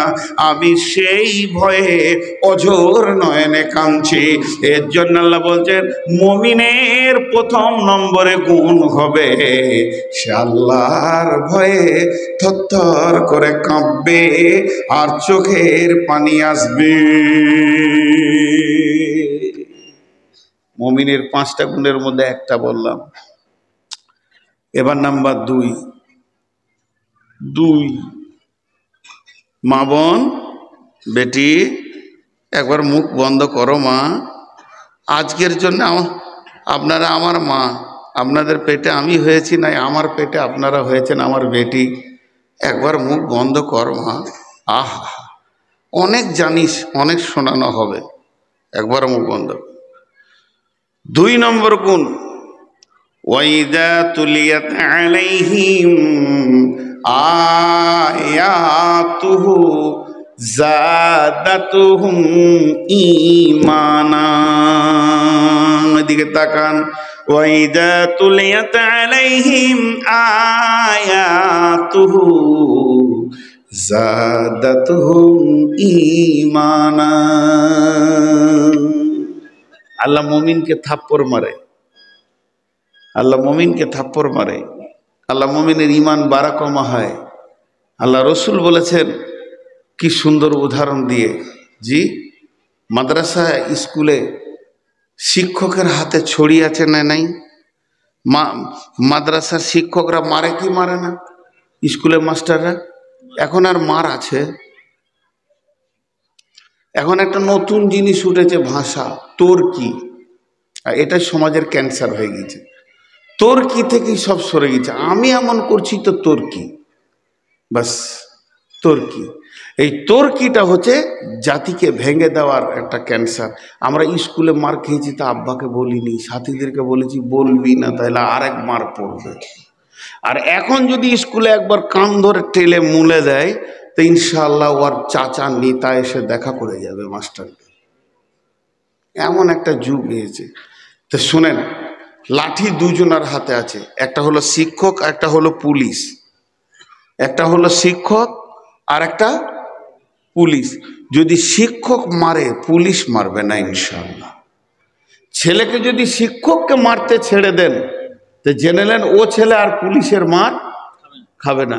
আর শিক্ষকের হাতে লাঠি যদি কেড়েলেন, তাহলে আপনি রেডি হয়ে থাকেন, আপনিও মার খাবেন আর পুলিশও মারবে। শিক্ষকের মারে লাঠির সঙ্গে 2টি জিনিস মিশানো আছে, একটা আছে শিক্ষা আর একটা আছে মহাব্বত। শিক্ষক যখন মারে ছাত্রকে, ও দিলে মহব্বত থাকে, রাগে মারে না, আর লক্ষ্য থাকে ওকে আমি বানাবো, ওকে বানাবো, এই জন্য মারে। আর পুলিশ যখন মারে তো দুটো নিশানা থাকে, একটা রাগ আর একটা ঘোষ। সব বলে দিচ্ছি। একটা মাদ্রাসায় শিক্ষককে মেরেছে, তো ছাত্ররা আন্দোলন করেছে, দেখবো ওকে। তো আমিও সেই দিন ওই এলাকায় জালসায় ছিলাম, তো বলে ছাত্রগুলোকে নিয়ে একবার বসেন। তো আমি বসলাম, প্রায় 200-250 ছাত্র, সব বড় ব্যাচেলিয়ার ছেলে। আমি বললাম, রে বাপ শোন, লোহার দাম কত? বলছে 40 টাকা কেজি। আর সোনা 50,000 টাকা ভরি তখন ছিল, এখন 70 ঘর ঢুকে গেছে। তাহলে 70,000 টাকা ভরি আর 70 টাকা কেজি, দাম কার বেশি? সোনার। তারপরও মার কে খায়? সোনাই খায়। যেখানে রাখে ওটা লোহা, যে মারে সেও মধ্যখান থেকে মার খায় কে? আর যে মার খায় তারই দাম বাড়ে, সে গয়না হয়। মানুষ চামড়াকে ফাটিয়ে তাকে ঝোলায়, কেন? যে মার খোয়া মাল। তো শিক্ষকের মার খা, সমাজে গয়নার মতো সেজে থাকবি। শিক্ষকের মার খাবি না, ডাইসে ঢুকবি না, তো মাল তৈরি হবি না, সারা জীবন লাত খাবি আর ঝাঁটা খাবি। এমন কিছু আলেম পৃথিবীতে সমাজে আছে। আমি কথা ভুল বলছি ভাই? ভুল বললে কানটা মুলে দেন, সমাজে কোনো লজ্জা করবেন, আপনি আমার শিক্ষক। কিছু আলিম সমাজে এমন এসেছে, লাত খোকা আলিম, সারা পৃথিবীতে ওরা ঘুরছে আর লাত খেয়ে খেয়ে সমাজের কাছে গড়ে পড়ে থাকছে। কেন? চরিত্র বানে নাই, এই জন্য যে সে শিক্ষকের মাত খেতে পারেনি। জি, আমার নিজের কথা। সে বছর হেদায়েতুন পড়ি, প্রশ্ন করেছে, এখনো মনে আছে, মুনসারেফ কাকে বলে, গায়ের মুনসারেফ কাকে বলে? মৌলানা সুলতান শামসী, তাও নাম বলে দিলাম। তো আমাকে প্রশ্ন করেছে মুনসারেফ কাকে বলে, তুই বল। আর আমার পাশেরটাকে বলছে, তুই বল গায়ের মুনসারেফ কাকে বলে। ওরটা আমি বলছি, ও আমারটা বলছে, এটুকু উল্টা হয়ে গেছে। উনি বইটা বন্ধ করে দিয়ে রাগ করে পালিয়ে গেলেন। তো গিয়ে পায়ে ধরলাম, মার খেয়েছি ভাইরা আমার। তো যে কথা বলছি, বিসমিল্লাহির রহমানির রহিম। ওয়াইদা তুলিয়াত আলাইহিম আয়াতুহু যাদাতুহুম ঈমানা। মুমিনের দ্বিতীয় গুণ হবে, তারা যখন কোরআনকে শুনবে তার ঈমান বাড়বে। এতক্ষণ এই উদাহরণগুলো কেন দিলাম, এবারে অ্যাপ্রোচ করে দিছি। হাজি, একটা কথা জিজ্ঞেস করি, আপনাদের এলাকায় এই যে জালসা হচ্ছে, আজকে জালসা হচ্ছে, এর আগে তো কমিটি কালেকশন করেছে, এলাকায় করেছে কি করেনি? তো আপনারা কমিটির লোক বলেন, কালেকশন করতে গিয়ে কেউ বলেছে ভাই 100 টাকা নেন, না ভাই 500 দেন, আচ্ছা যা 300 নেন। কেউ বলেছে এই কে আসছে, নূর মোহাম্মদ, এলাকায় 500 টাকা লে। আবার এমনও লোক আছে, ও 1 টাকাও দিবে না, আর বৈজ্ঞানিকের মতো বুদ্ধি দেবে। কি বলবে? জালসা করে কোনো লাভ নাই, ফালতু, কিচ্ছু হচ্ছে না সমাজের। এই মাল আছে না নাই? জোরে বলেন, আছে না নাই? ভাইরা আমার, আজকে ওই লোকটা কোন লোক, ওই লোকটা কোন মিজাজের লোক, আল্লাহ তাবারাক ওয়া তাআলা কালাম পাক থেকে প্রমাণ করে দিব। আল্লাহ রাব্বুল আলামিন বলছেন, ওয়াদাক্কির ফাইন্নাদ যিকরা তানফাউল মুমিনিন, ওয়াদাক্কির ফাইন্নাদ যিকরা তানফাউল মুমিনিন। হে আমার গোলামের দল, তোমরা বলতে থাকো, বলতে থাকো, বলতে থাকো। তার কারণ বলা বলিটা বন্ধ করে দিও না, নিশ্চয়ই মুমিনদের লাভ হবে। আল্লাহ তাবারাক ওয়া তাআলা আবার বলছেন, ফাযাক্কির ইন্নামা আনতা মুযাক্কির লাসতা আলাইহিম বিমুসাইতির। তোমাদেরকে বলতে বলা হয়েছে, তোমরা বলতেই থাকবে, কিন্তু তোমাদের হাতে প্রশাসন ক্ষমতা ছেড়ে দিইনি। ইন্নাকা লা তাহদি মান আহবাবতা ওয়ালাকিন্নাল্লাহা ইয়াহদি মান ইয়াশা। আল্লাহ যাকে ভালোবাসে তাকে হেদায়েত দেন, আর আল্লাহ যাকে ভালোবাসে না সে হেদায়েত পাবে না। তাহলে যে বন্ধুরা বলছেন জালসাতে লাভ হয় না, বিশ্বনবী নিজের চাচা আবু তালেবকেও হেদায়েতের রাস্তা দিতে পারেনি। আবু জাহেল রসুলের বাড়ির পাশে পাশে থেকেও হেদায়েত পেল না, কিন্তু হিন্দা রসুলের চাচা আমির হামজার কলিতে চাপানোর পর সে আবার ঈমান এনে জান্নাতি হয়ে গেল। অতএব বন্ধুরে, হেদায়েতটা সম্পূর্ণ আল্লাহ কালেকশন করেন এবং আল্লাহ সেটাকে আপনার প্রচার করেন, কিন্তু আপনার আমার কাজ হলো মানুষের কাছে পৌঁছে দেওয়া। আল্লাহ তাবারাক ওয়া তাআলা বলছেন, ওয়াইদা করে ওয়াইদা তুলিয়াত আলাইহিম আয়াতুহু যাদাতুহুম ঈমানা। মুমিন যারা হবে রে, তাদের কাছে যখন কোরআনের আয়াত শোনানো হবে তাদের ঈমান বাড়বে।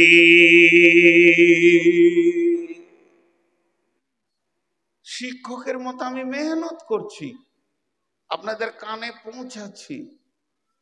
কে পাবে, কে কতটা হবে এটা জানি না। ছুরি দুজন ধরে, ডাক্তারও ধরে, ডাকাতও ধরে। ডাক্তার ধরে বাঁচানোর জন্যে, ডাকাত কাটে মারার জন্যে। অতএব হেদায়েতের সম্পূর্ণ মালিক হলেন আল্লাহ।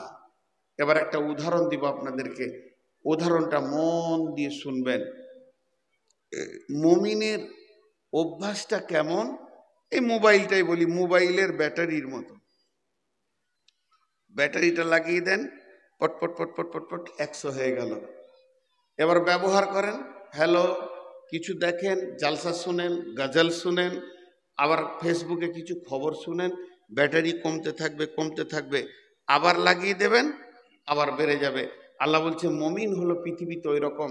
তারা কি করবে, তারা যখন জালসার মাহফিলে বসবে, ওয়াজ মাহফিলে বসবে, খুতবা শুনবে, মসজিদে কোনো বায়ান শুনবে, ইমামের কাছ থেকে কোনো হাদিস কোরআনের কথা শুনবে, তো তার ঈমান বাড়বে। আর যখন সে ঘর সংসার, ছেলে পিলে, বউ বিটি, ব্যবসা বাণিজ্য, চাকরি বাকরিতে মেনে যাবে, তখন ঈমান কমতে থাকবে। আবার যখন তারা বসবে কোরআনের মজলিসে, তার ঈমান বাড়বে। এটা হলো মুমিনের দ্বিতীয় গুণ। আয়াত শুনলে তাদের ঈমান বাড়ে। কেমন বাড়ে? মুমিনের মতো। এবার একটা উদাহরণটা মন দিয়ে শোনেন। একটা ছেলে, আপনার এই ভাবতা বাড়ি, ও দিল্লিতে 10 বছর 15 বছর ছিল, ভালো ব্যাটারি রিপেয়ার করা শিখে এসছে। দেশে এখন গাদা টোটো, ব্যাটারির কাজ এত চলছে, মোড়ে মোড়ে 4টা 5টা করে ব্যাটারি রিপেয়ারের দোকান চলছে। উইও একটা ব্যাটারি রিপেয়ারের দোকান খুলেছে। সেই দোকানে 25 থেকে 30টা ব্যাটারিকে ধুয়ে পরিষ্কার করে তার ভিতরে সেল আর কি কি লাগে, তার, তামার তার বলেন, আর কি লাগে, অ্যাসিড ফ্যাসিড দিয়ে রেডি করে চার্জে বসিয়ে দিয়েছে। ফুটফুট ফুটফুট করে চার্জ হচ্ছে। ধ্যান দিয়ে শুনবেন আমার উদাহরণটা। এই ভাবদারি একটি ছেলে, ভালো ছেলে, হঠাৎ মেন্টাল রোগী, পাগল হয়ে গেছে। পাগল মানে একদম 90% পাগল, হুঁশ জ্ঞান নাই, লাফিয়ে বেড়াচ্ছে। ও একটা হাতে এরকম প্লাস্টিকের জার ছিল, ওই ব্যাটারির দোকানে গিয়েছে। বলছে, ওই কি করছিস? তখন দোকানদার বলছে, ব্যাটারি চার্জ করছি। হ্যাঁ যখন বলেছে তখন পাগলকে সহজ করে বুঝাচ্ছে কি জানিস, এইগুলোর ভিতরে কারেন্ট ভরছি, কারেন্ট ভরছি এইগুলোর ভিতরে। তখন ও প্লাস্টিকের জারটা দিয়ে বলছে 1 জার কারেন্ট ভরে দে। এবার ওর বিপদ হলো কি হলো না, বলছে এতে ঢুকবে না, তো একটা ইট ধরেছে, ঢুকবে না মানে, ওইটাতে ঢুকবে আর এইটাতে ঢুকবে না মানে, কি ভেবেছিস তুই? বলছে দিয়ে দে। দিয়েছে, দুটো তার ওর সামনে ভরে দিলে, ইট থেকে বাঁচার লেগে ওইটা করছে আর কি, দুটো তার ভরে দিলে, তো বলছে যা পরশু আসবি, 1 জার কারেন্ট হবে। হবে? জোরে বলেন হবে। আর ব্যাটারিতে কেন কারেন্ট ঢুকছে? ব্যাটারিতে কারেন্ট কেন ঢুকছে আর জারটাতে কেন ঢুকছে না? একই তো প্লাস্টিক, এটাও প্লাস্টিক, ওটাও প্লাস্টিক, এটাও প্লাস্টিকের জার, ওটাও প্লাস্টিকের পেটি, কিন্তু যখন আমি প্রশ্ন করব বন্ধু, একটাতে কারেন্ট ঢুকলো, বিদ্যুৎ ধরলো, আর একটাতে বিদ্যুৎ ঢুকলো না, ধরলো না, কারণটা কি? তখন আপনি উত্তর দিবেন এর ভিতরটাতে আপনার কিনা অ্যাসিড দেওয়া আছে, তামার তার দেওয়া আছে, সেলফ দেওয়া আছে, বৈজ্ঞানিক প্রসেসে মালগুলি তৈরি করা আছে, আর একেই দিলে এর ভিতরে ধারণ ক্ষমতা আছে, ও ব্যাটারিকে বিদ্যুৎকে ধরে নিতে পারবে, আর ওই প্লাস্টিকের জারটার ভিতরেই কিছু নাই, অতএব এক তিল পরিমাণ ব্যাটারি ধরতে পারবে না, বিদ্যুৎকে ধরতে পারবে না, বিদ্যুৎকে রাখার ক্ষমতা নাই। তো আল্লাহ তাবারাক ওয়া তাআলা কোরআনে বলেছেন, ওয়াযাক্কির ফাইন্না যিকরা তানফাউল মুমিনিন, তোমরা সবা করো, দিনের কথা বলো, মুমিনের লাভ হবে, কাফের বেঈমান মুশরিকের লাভ হবে না। এই যে কোরআন হাদিসের কথা চলছে, আমি বলি নাই, কোরআন থেকে আমি বলছি, আমি ট্রান্সফরমার, এটা হচ্ছে পাওয়ার হাউস, আর আপনারা বসে আছেন, আমি চার্জ করতে শুরু করেছি। কি বলছি না, কোরআনের আয়াত বলছি, মুমিন যে হবে তার দিলটা আস্তে আস্তে পরিবর্তন হবে। না রে মন, কবর আছে রে, তওবা করব রে, আর গুনাহ করব না, ধীরে ধীরে ধীরে ধীরে তার চার্জ হবে। আর এর ভিতরে যদি কোনো ফাসেক বসে থাকে, এর ভিতরে যদি কোনো বেঈমান বসে থাকে, এর ভিতরে যদি কোনো দিনহীন লোক বসে থাকে, ওই লোকটার কাজে লাগবে না। ও এশার নামাজ পড়েনি, মাগরিব পড়েনি, ফজর পড়বে না, কালকো নামাজ পড়বে না, শুধুমাত্র সমাজে বসে গেছে, ওকে একটু ভালো লাগছে, ইন্টারেস্ট লাগছে, সময়কে কাটিয়ে নেবে, পরিবর্তন হবে না। আর যে লোকটা মুমিন হবে, ওর দিলের ভিতরে এগুলো ধরবে, ও ধারণ ক্ষমতা করবে, এবং পরের দিন তাকে পরিবর্তনে পাওয়া যাবে।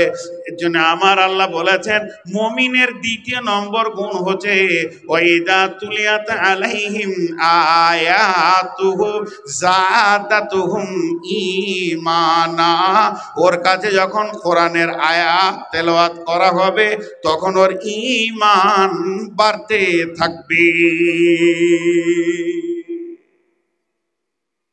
মুমিনের ঈমান বাড়বে, কারণ ওর ধারণ ক্ষমতা আছে। এই মোবাইলটা চিপস থাকলে অডিও ভিডিও রেকর্ড হবে, চিপস যদি না থাকে, বক্সে ভরে দিলেও একটা শব্দ রেকর্ড করতে পারবে না। তো মুমিন যে তার ভিতরে চিপস আছে, আল্লাহর দেওয়া চিপস রয়েছে, এবার খালি ওকে একটুকু কোরআন হাদিসের স্ট্রাকচারে ফেলে দুটি ভাষা বললেও ধরে নেবে। তাহলে মুমিনের গুণ কয়টা হলো? দুটো। এক নম্বরে কি হলো? আল্লাহর, এই এক নম্বরে হলো আল্লাহর ভয়ে কাঁপবে। দ্বিতীয় হলো আয়াত শুনলে ঈমান বৃদ্ধি পাবে। হাজি ভাই, দুটো হলো, এটি উঠে পালাচ্ছিল। ওরা মনে মনে করছে, তুই কোন পাগলা আছিস বজ্ঞা, ঘরে যে শুভ বসেছিল, খানিকক্ষণ মজা লাগছে না, কেটে বললো বাদাম টাদাম নিয়ে যান, খালি হাতে চলে যান না, বাড়িতে সব অপেক্ষা করছে, জিলাপি বাদাম নিয়ে ঢুকবেন। তাহলে দুইটা হলো। নাম্বার 3, ওয়া আলা রাব্বিহিম ইয়াতাওয়াক্কালুন, মুমিন যে হবে রে, সে তার রবের উপরে ভরসা করবে, পৃথিবীর অন্য কোনো জিনিসের উপরে ভরসা করবে না।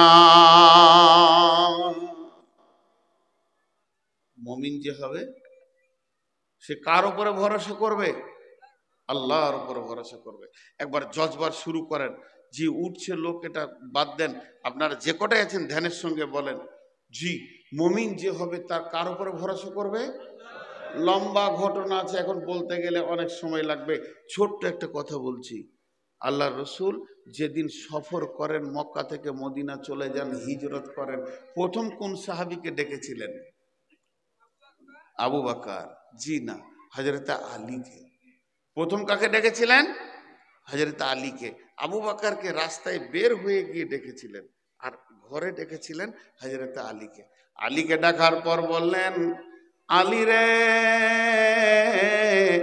এটা বাইতুল মাল, এটা এতিমের মাল, এটা বিধবার মাল, এই মালগুলো তোমার জিম্মায় ছেড়ে দিলাম। এখানে তুমি আমার খাটে, আমার বিছানায় শুয়ে যাও, আমার বালিশে মাথা দিয়ে শুয়ে যাও, আর আমার চাদরটা তুমি গায়ের ওপরে উড়ে লাও, চাপিয়ে লাও, যে তুমি এখানে ঘুমিয়ে যাও। এই মালগুলি আগামী কাল উঠে তুমি যার যার মাল তাকে তাকে তাকে তাকে পৌঁছে দেবে। বাইতুল মালগুলো ঠিক ঠিক জায়গায় তুমি কাজে লাগিয়ে দেবে। এরপরে তুমি মদিনায় চলে আসবে। আলী রে, তোমার সঙ্গে আমার মদিনাতে দেখা হবে। ঘটনাটা মন দিয়ে শুনেন। আপনি কি লিখেছেন এটা আমার মুখস্থ আছে। 24 বছর চলছি, কালেকশন শুরু করলে 5 মিনিট এটা ভেঙে যাবে। আপনারা যদি চান তো আমি শুরু করব, কারণ আমার পাশে আমার পরে কোনো বক্তা নাই। মানুষের মিজাজ বলবে কালেকশন শুরু হলো, তার মানে জালসা শেষ। এই জায়গাটা কেউ রুখতে পারবে না। বহু জালসা কমিটির কাছে গিয়ে বুঝিয়েছি, কেউ মেনে নিতে পারেনি। যেই শুরু করব, ভাই 500 টাকা কে আছেন দেবেন, যদি 5 মিনিটের মধ্যে ভেঙে না যায় তা আমার অভিজ্ঞতাটা ফেলি। আপনারা যদি চান যে এখন জালসাটা ভেঙে যাক, তাহলে আমি কালেকশন করতে পারি, আমার কোনো বাধা নেই। তো এ ভেঙে যাবে যে, থাকবে না যে ভাই। হ্যাঁ, আমি ওইটাই বলছি। হ্যাঁ হ্যাঁ হ্যাঁ, আমার ওটা মাথায় আমাকে প্রথমেই বলে দিয়েছে এখানে উঠার সময়। এবার দেখেন যে সমস্যা কিন্তু এইগুলো। হ্যাঁ হ্যাঁ হ্যাঁ, সেটা আমার মাথায় আছে। জি, আমার নাম নবাব, কিছুরই নেই অভাব, ভিক্ষা করার স্বভাব। প্রতিদিন যে ভিক্ষা করে তাকে কি বলতে হবে গো? বিয়ে দিয়ে ছেলেকে শ্বশুরঘর যেতে বলতে হলে তার বিয়ে না দেওয়াই ভালো ছিল। আর আমাকে যদি মাইক দেওয়ার পর পেছন থেকে চিঠি দিতে হয় যে বাপ আদায় কর, তো বক্তাই নয়, ও অন্য কিছু। জি, আর বিয়ে দিয়ে যদি বাপকে লিখে দিতে, হ্যাঁ বাপ শ্বশুরঘর যা, তোর বিয়ে না দেওয়াই ভালো ছিল। জি, রাগ করলেন নাকি আপনারা? উঠে পালায়েন না। আসলে মানে জানেন,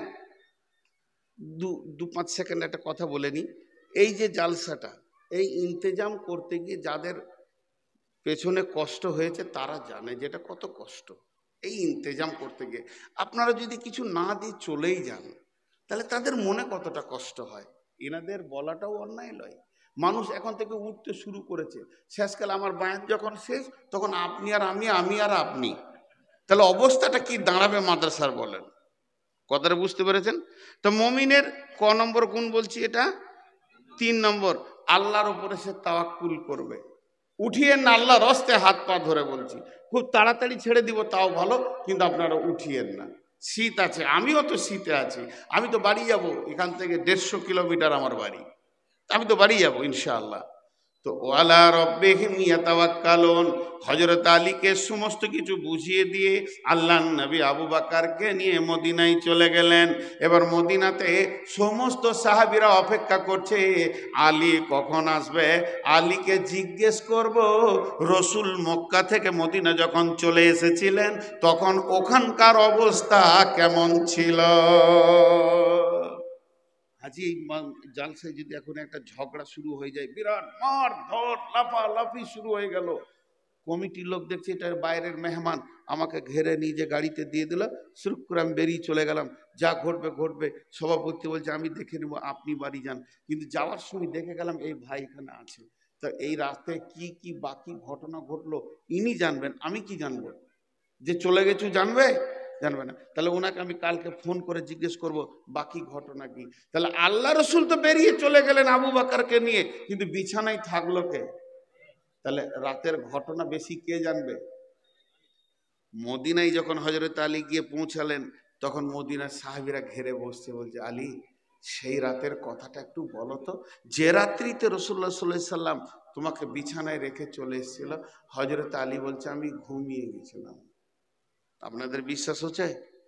হাজি আমাকে কাটার জন্যে 20-50টা ছেলে তালোয়ার নিয়ে ঘুরছে, আর আমার বিছানায় যদি নাকি শুতে বলি তো শুবে নাকি জিজ্ঞেস করেন, আর আমার চাদর ঢাকা নেই, ঘুম হবে? কিন্তু আলী বলছে ঘুমিয়ে গেছিলাম। এরপরে সাহাবীরা যখন চাপ দিলেন, আলী বলছে আমার কথাগুলো উত্তর দাও। বলে কি? বিশ্ব নবী জীবনে মিথ্যা বলেছেন কি বলেন না? কাউকে প্রতারণা করেছেন কি বলেন না? ওনার জবান দিয়ে স্লিপ করে মিথ্যা বের হয়েছে কি না? তিনি কি সত্য নবী নন? বলে হ্যাঁ সত্য নবী। তিনার জবানে কি কোনোদিন মিথ্যা বের হবে? বলেন না।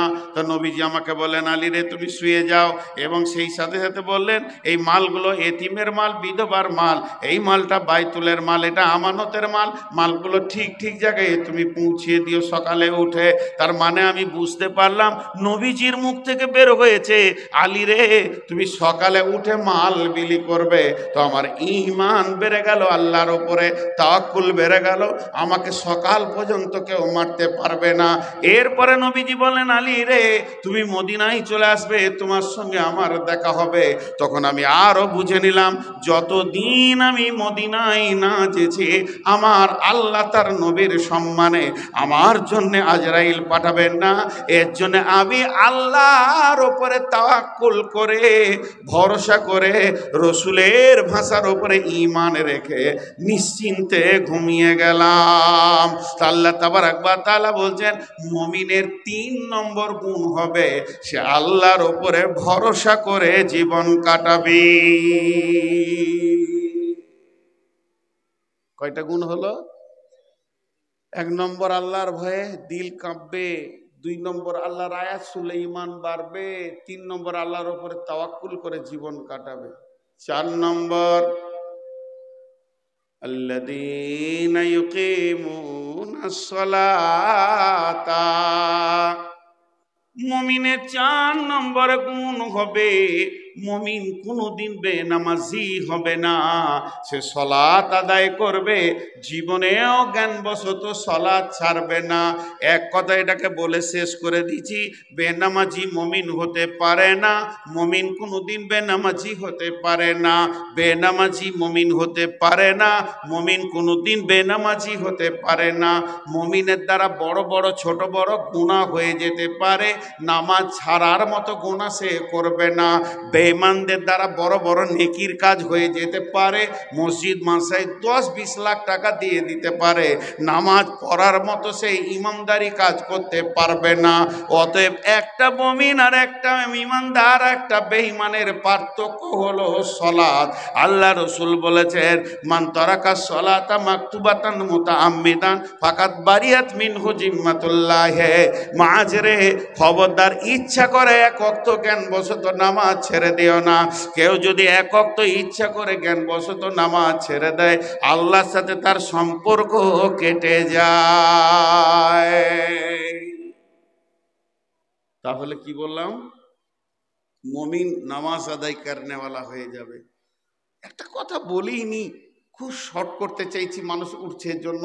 আমার দিল ছিল যে আমি পুরো 2 ঘন্টা চালাবো, কিন্তু আপনারা উঠছেন, আল্লাহর রাস্তে একটা কথা ছোট করে বলে নিই। নামাজ কাকে বলে? মা নামাজ, মা সালাত। সাহাবীরা রসুলকে প্রশ্ন করেছিলেন, মা সালাত, ইয়া রাসূলুল্লাহ সালাত কাকে বলে? আল্লাহ রসুল উত্তর দিয়েছিলেন, ইস্তাইনু বিসসবরি ওয়াস সালাহ ইন্নাল্লাহা মা'আস সাবিরিন। সালাত হচ্ছে আল্লাহ থেকে চাওয়া পাওয়ার মিডিয়ার নাম সালাত। তোমার যা প্রয়োজন পড়বে নামাজের ভিতর দিয়ে আল্লাহর কাছ থেকে চেয়ে নাও। এর লম্বা তফসির আছে। তো সাহাবীরা উত্তরে বলেছিলেন, ইয়া রাসূলুল্লাহ আর আপনাকে বিরক্ত করব না, যখন যা প্রয়োজন হবে আল্লাহর কাছ থেকে চেয়ে নিব। নামাজ হলো আল্লাহ থেকে চাওয়া পাওয়ার মিডিয়া। সালাত কাকে বলে? ইন্নাস সালাতা তানহা আনিল ফাহশাই ওয়াল মুনকার। সালাত হচ্ছে রেইনকোট। রেইনকোট বুঝেন?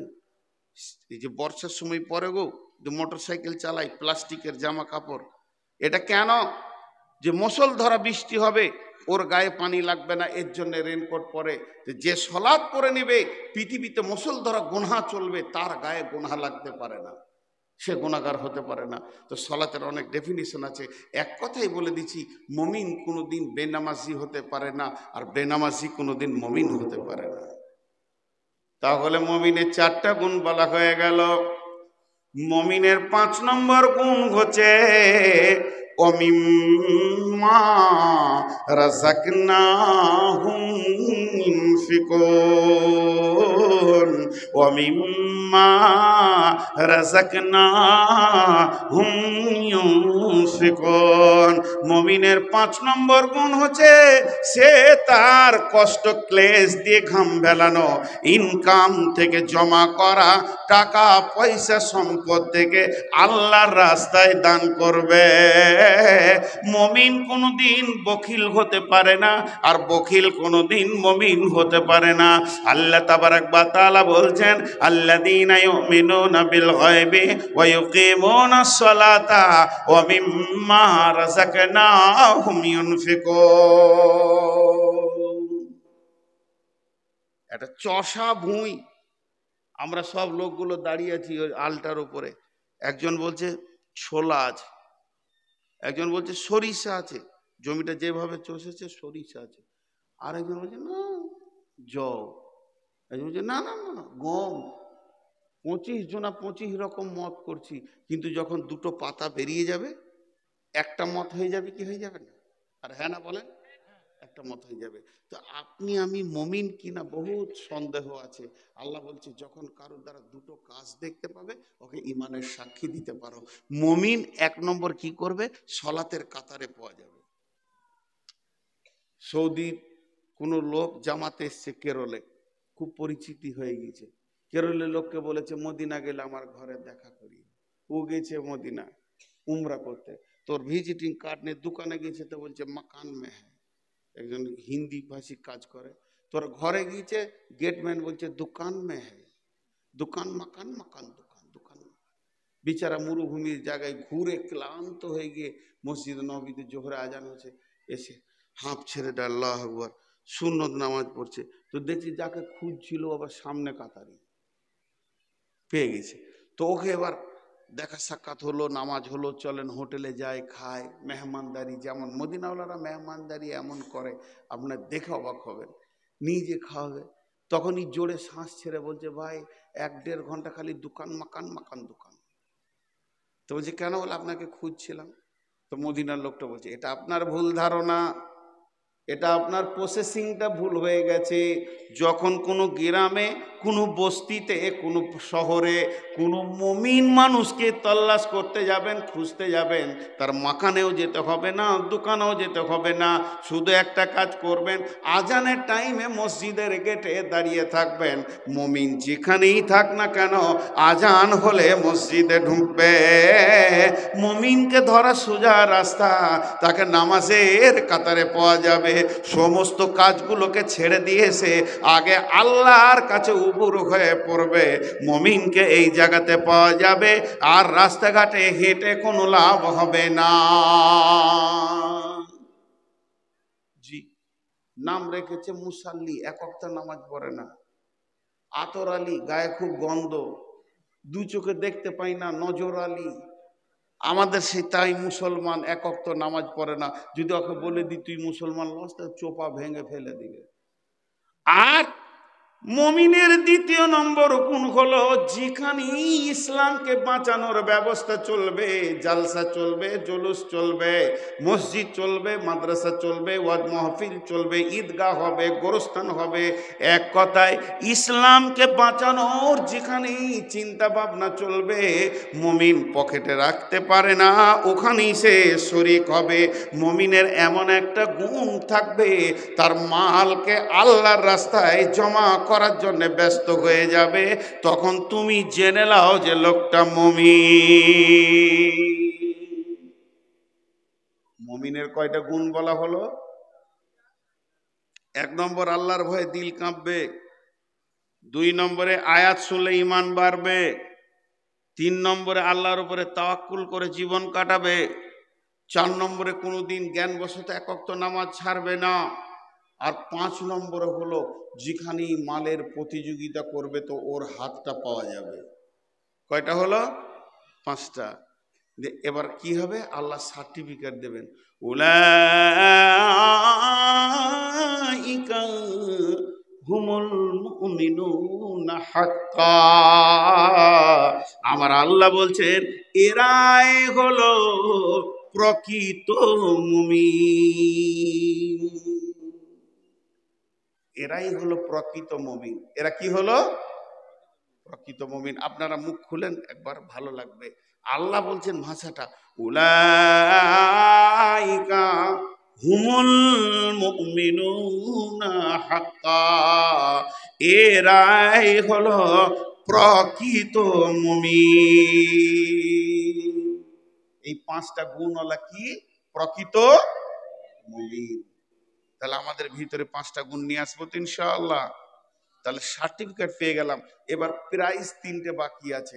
প্রাইজ তিনটে শুনবেন না চলে যাবেন? এতগুলো লোক কথা বলে না। প্রাইজ তিনটে শুনবেন তো ইনশাআল্লাহ? জি। ঘড়ির দিকে তাকান, 11:30 বাজছে। আমি যদি আপনাদের কাছে 5 মিনিট ছুটি নিই, আমি তো মানুষ, ফেরেশতা নই। আমার পেশাব আছে, পায়খানা আছে, উজু আছে, গোসল আছে, আমারও অসুখ হয়, আমিও অসুস্থ হয়, আমার ভিতরে রাগ আছে, হাসি কান্না বেদনা আছে। তো 5 মিনিট যদি ছুটি নিই, যে আমি একবার যেখানে খাওয়াচ্ছে ওখান থেকে ঘুরে আসি, তার 5 মিনিট কেউ কথাবার্তা বলবে, তা আপনারা পালাবেন কে কে? একটাও থাকবে না, না? বলেন পালাবো না ইনশাআল্লাহ। কথা বলেন, হাত তুলে বলেন পালাবো না ইনশাআল্লাহ। ওই পেছনে হাত উঠাইনি, ওই কটা পালাবে। জি ভাই, আমি 5টা মিনিট ছুটি লিচিতে দিবেন না আপনারা? ওইদিকে 5 মিনিট পুষিয়ে দিব। সকলে একবার হৃদয়ের ভিতর থেকে বলেন যাব না ইনশাআল্লাহ। হাত তুলেন, পেছনওয়ালারা হাত তুলেন। মাশাআল্লাহ, হাত নামান। ঘড়ি দেখলেন আমি 5 মিনিটের ছুটি নিলাম। এখন কত দূর বলেছি? 5টা গুণ আর সার্টিফিকেটটা বলেছি, বাকি থাকলো প্রাইজ। এখন তো আনন্দের ব্যাপার। প্রাইজ গুলো না শুনে জেন না, আপনাদের হাত প্রয়োজনে পা ধরে বলছি, কত ইন্টারেস্টের প্রাইজ আছে আল্লাহর দেওয়া। না শুনে যাবেন না, মাত্র 5টা মিনিট অপেক্ষা করেন। আমি 5 মিনিটের বিরতি দিলাম। এই 5 মিনিটের ভিতরে কোনো আল্লাহর গোলাম আছেন যে মমিনের 5 নম্বর গুণটাকে একবার আদায় করে দিই? মাল দেনেওয়ালা কেউ আছেন? 2000 5000? মাত্র 5 মিনিট কালেকশন করব। তারপর আমি আবার কথা দিলাম, আমি একজন মুমিন। আমি যদি আবার বায়ান না শুরু করি, তা আপনারা আমাকে সামনে সামনে মুনাফিক বলবেন, পারলে পায়ের জুতো দুটো ছুড়ে দেবেন, আমি ফুল বলে গুড়িয়ে নেব। 5 মিনিটেই আমি বায়ান শুরু করবো ইনশাআল্লাহ। আমি শুরু করেছি 31-এ কালেকশন, আমি 36-এ আবার বায়ান শুরু করব। 5টা মিনিটের ভিতরে কেউ 5000 10,000 দেনেওয়ালা আছেন? 1000 2000? মাত্র 1000। মাইক ভালো, 4 বার বলেছি, 4000 লাগবে। জি। আর কেউ আছেন? জি, লিখেন এখানে। আর কেউ আছেন? আমি শেষ বক্তা, বায়ান শেষ হয়ে গেলে মানুষ উঠে যাবে, এর জন্য মাত্র 5টা মিনিট আপনাদের কাছে হাত পাচ্ছি। জি। আর আপনাদের কমিটির লোকগুলোকে একবার ঢুকে যেতে বলেন, চাদর নেই সময়। যান ভাই, কে আছেন? আল্লাহ রাস্তায় একবার ঢুকে যান, ভিতরে একবার চলে যান। জি।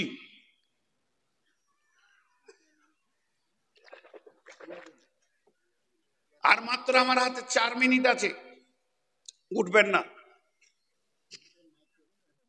জি, কেউ আছেন? কত আছে ভাই? 10,000। 5,000 চিঠি 10,000 দিতেছে, কত ভালো মানুষ। এটা কার? আর এটা চাচা তো ভাই 5,000, আপনি 10,000। এটা আপনার নিজের নামে দিচ্ছেন? বাপ মা শাশুড়ি, মাশাআল্লাহ, দেখেন কত ভালো মানুষ। 10,000 ওনার চাচা তো ভাই দিয়েছেন 5,000। আর কেউ আছেন আল্লাহর গোলাম? তবে জায়গা ছাড়বেন না, টাইম অল্প, অতএব তাড়াতাড়ি দেন। দোয়া করব আমি ইনশাআল্লাহ। আমি দোয়া করব, শেষে করি, এখন করি, এখান থেকে চলে গিয়েও করতে পারবো আমি দোয়া। আমার বড় বড় মজলিস আছে, আবার বাংলাদেশ ঢুকবো 2 তারিখে। আমি বাইরে গিয়েও দোয়া করতে পারি, আল্লাহ যারা দান করেছিল তাদেরকে তুমি বদলা দাও। কেউ আছেন? আর কেউ আছেন? 5,000 2,000 1,000 2,000 1,000 5,000? জি ভাই, আমি তো বলনেওয়ালা বলবো, মানুষ যদি না দেয় তো আমি তার পকেট থেকে বার করবো। এতক্ষণ দিলে তো 20 জন দিয়ে দিতে পারতো যে টাইমটা দিয়েছি। জি। দেখেন একটা কথা আপনাদের হাতগুলো ধরে বলছি, বিশেষ করে নূর মোহাম্মদকে আপনারা প্রথম মেনেছেন, আমিও ভাবটা প্রথম এসেছি। আমি ভাবছিলাম কোনো নিজামি আমার সাথে, যখনই শুনলাম শিশু মাসার 1200 ছাত্র, তারপর কলজেটা ধারাস করে চুমকি উঠলো। এত ছাত্র আনলে কি করে রে বাবা? বাড়ি বাড়ি গিয়ে টেনে এনেছে নাকি আল্লাহ জানে, আমরা জোগাড় করতে পারছি না। 50টা 30টা করে থাকছে শিশু মাদ্রাসায়। তো যার মেহনত এখানে একটা চলছে, এবং আমি আলহামদুলিল্লাহ বলেছি, যার ভাষা বুঝাইতে পারবো না। তবে একটা কথা আমার সম্পর্কে জেনে নেন, আমি কালেকশন করতে পারি না। এইটা একটা আলাদা ইলম, এটা আলাদা জ্ঞান, এটা আলাদা একটা জগৎ। তারপরও শুধু এই জীবনে প্রথম আমার মনে হচ্ছে বায়ান ব্রেক করে কালেকশন করছি, লাইফে প্রথম মনে হচ্ছে। জি ভাই, আর কেউ আছেন? দেন 1000 করে যদি 100 জন দিয়ে দেন তো 1 লাখ হয়ে যাবে। আর আপনি টাকাটা দিচ্ছেন কাকে? এই যে লোকগুলো বসে আছে এদেরকে চিন্তাই করিয়েন না, ছেলেগুলো পড়ছে ওদেরকেও চিন্তা করিয়েন না, এই যে এইটাকে চিন্তা করেন, এইটাকে বাঁচানোর জন্যে। আজকে ভারতবর্ষের যে অবস্থা, একটা মসজিদ চলে গেল, এটা বড় দুঃখ লয়। যদিও আমার কলিজা ফেটেছে, সেদিন আমি ভালো করে খেতে পারিনি। আমি সেই দিনই বাংলাদেশ থেকে ইন্ডিয়া ঢুকছিলাম, আর দেখছিলাম কি তোলপাড় চলছে, হিলি থেকে একদম গাজল পর্যন্ত ঈদ বাঁচাইছে তারা। তারপরও আমার কষ্ট হয়েছে তা নয়, কিন্তু তার থেকে বড় দুঃখ আপনার বাড়ির পাশে মসজিদটা আপনি ঢুকেন না। একটা মসজিদ চলে গেল, যদি ভারতবর্ষের মুসলমান জিদ করে সেই দিন থেকে 5 ওয়াক্তের নামাজ ধরে প্রত্যেকটা মসজিদকে তোলপাড় করে দিত, তোরা ভাবতো যে ঘটনা ঘটে গেছে আলাদা। পারেনি। এর নাম হচ্ছে নীরব বিপ্লব, এর নাম হচ্ছে নীরব বিপ্লব। বাংলাদেশে একটা প্রাইমারি স্কুলে বইয়ে কি মূর্তির ছবি দিয়েছে, গোটা বাংলাদেশ আন্দোলন করছে যে এটা কেন দেয়া হলো ইসলামী রাষ্ট্রে। তা আমি বললাম এই আন্দোলন করে লাভ নাই, শিক্ষামন্ত্রী দিয়েছে, দেখ তুমি ছেলে কটাকে নিয়ে মাদ্রাসায় ভর্তি করে দাও, স্কুলকে ফাঁকা করে দাও, দেখো কি ঘটনা ঘটবে, বই চেঞ্জ হয়ে যাবে 1 ঘন্টাতে। তো নীরব বিপ্লব, আজকে তারা একটা মসজিদ কেড়ে নিয়েছে, আমরা মসজিদ আরো 20খানা বানাতে পারবো, এবং প্রত্যেকটা মসজিদ একদম তম করে ভরে নিতে পারবো, তা পারছি না। আল্লাহর গোলাম কেউ আছেন 1000 2000 দেনেওয়ালা? আমার হাতে আর মাত্র 30 সেকেন্ড টাইম আছে। 1000 2000 দেনেওয়ালা। আর আমি বললাম কমিটির লোককে যেতে, তা গেল না। দোষ আমাকে দিয়েন না, চাদর নিয়ে একবার ঢুকলে ভালো হতো। এরপরে বাকি প্রাইস 3টে আমি বলতে শুরু করছি, এক সামান্য টাইম, মুহূর্তের মধ্যে। যদি আপনারা পারেন, জি যদি আপনারা পারেন তো ভিতরে 2-4 জন ঢুকে যান হাতে হাতে। ভাই আপনারা টাকাগুলোকে এরকম খুলে রাখবেন, বাসের কন্ট্রাক্টরের মতো ধরেই নিতে পারবে, চাদর দরকার নেই। 2-1 কমিটির লোক একটু ভিতরে ঢুকে যান, আল্লাহর হস্তে বলছি ঢুকে যান। আপনারা যারা আদায় করবেন ঢুকে যান, যে কালেকশনটা করে নেন। চলেন, আমার সময় পেরিয়ে যাবে। বিসমিল্লাহির রহমানির রহিম। وَمِمَّا رَزَقْنَاهُمْ يُنْفِقُونَ أُولَئِكَ هُمُ الْمُؤْمِنُونَ حَقًّا لَهُمْ دَرَجَاتٌ عِندَ رَبِّهِمْ وَمَغْفِرَةٌ وَرِزْقٌ كَرِيمٌ। প্রাইস কটা বললাম? 3টি। প্রাইস কয়টা বললাম? প্রথম নম্বরে হচ্ছে 1 নম্বরের প্রাইজ, ওই লোকটার সম্মান আল্লাহর কাছে বেড়ে যাবে। আপনার সম্মান যদি আল্লাহর কাছে বাড়ে, এই প্রাইজটা কি ছোট? জি, দারাজাতুল ইনদা রাব্বিহিম। আপনি যেমন লোকের সঙ্গে সম্পর্ক করবেন, সেই জায়গায় আপনার নাম হবে। মাতাল যদি আপনার বন্ধু হয়, আমার দিকে ধ্যান দেন, এমন কেন করছে গো? তোমরা যদি এরকম চোখের সামনে করো তো বকতে ভালো লাগবে, বলো একবার, বলো আমার চেয়ারটা নিয়ে একবার দেখো যে কত কষ্ট, যে চোখের সামনে এমনি এমনি করে কাজ করবে আর আমি বায়ান করব, এটা কত কষ্ট। ওগুলো তো গুটানো জালসা শেষেও হবে। কমিটির লোকই জালসা গুটুইতে শুরু করেছে আর আমাকে বলছে কালেকশন করো। এখন বক্তা মাইক বন্ধ করেনি, প্যান্ডেল খুলতে শুরু করেছে। তো কাছেই না। তো এবার দেখেন, প্রথম নম্বর আল্লাহর কাছে সম্মান বাড়বে। কেউ যদি মাতালের সঙ্গে বন্ধুত্ব করে, তার পরিচয় সারা বিশ্বের মাতালের সঙ্গে হয়ে যাবে। কেউ যদি আলিমের সঙ্গে পরিচয় করে, তো আলিম সমাজের ভিতরে তার নাম ছড়িয়ে যাবে। কেউ যদি আল্লাহর পরিচিত হতে পারে, আল্লাহর কাছে সম্মান বেড়ে যায়। তো হাদিসের মধ্যে আছে, আমার আল্লাহ আসমানের ফেরেশতাদেরকে বলবে, রে ফেরেশতার দল, আমি ভাবতার আব্দুর রশিদকে ভালোবাসি রে, সে আমার চোখে মুমিন। তখন ওই আসমানের ফেরেশতারা তার পরের আসমান, তার পরের আসমান, তার পরের আসমান করতে করতে দুনিয়ার ফেরেশতাদেরকে বলবে, হে ফেরেশতার দল, ভাবতার আব্দুর রশিদকে আল্লাহ ভালোবাসে। এ কথা যখন পরিচয় হয়ে যাবে, তখন এমনকি পিপুলিকা, সাপ, বিচ্ছু, যতগুলো আল্লাহর মাখলুক আছে সবাই তাকে চিনে ফেলবে।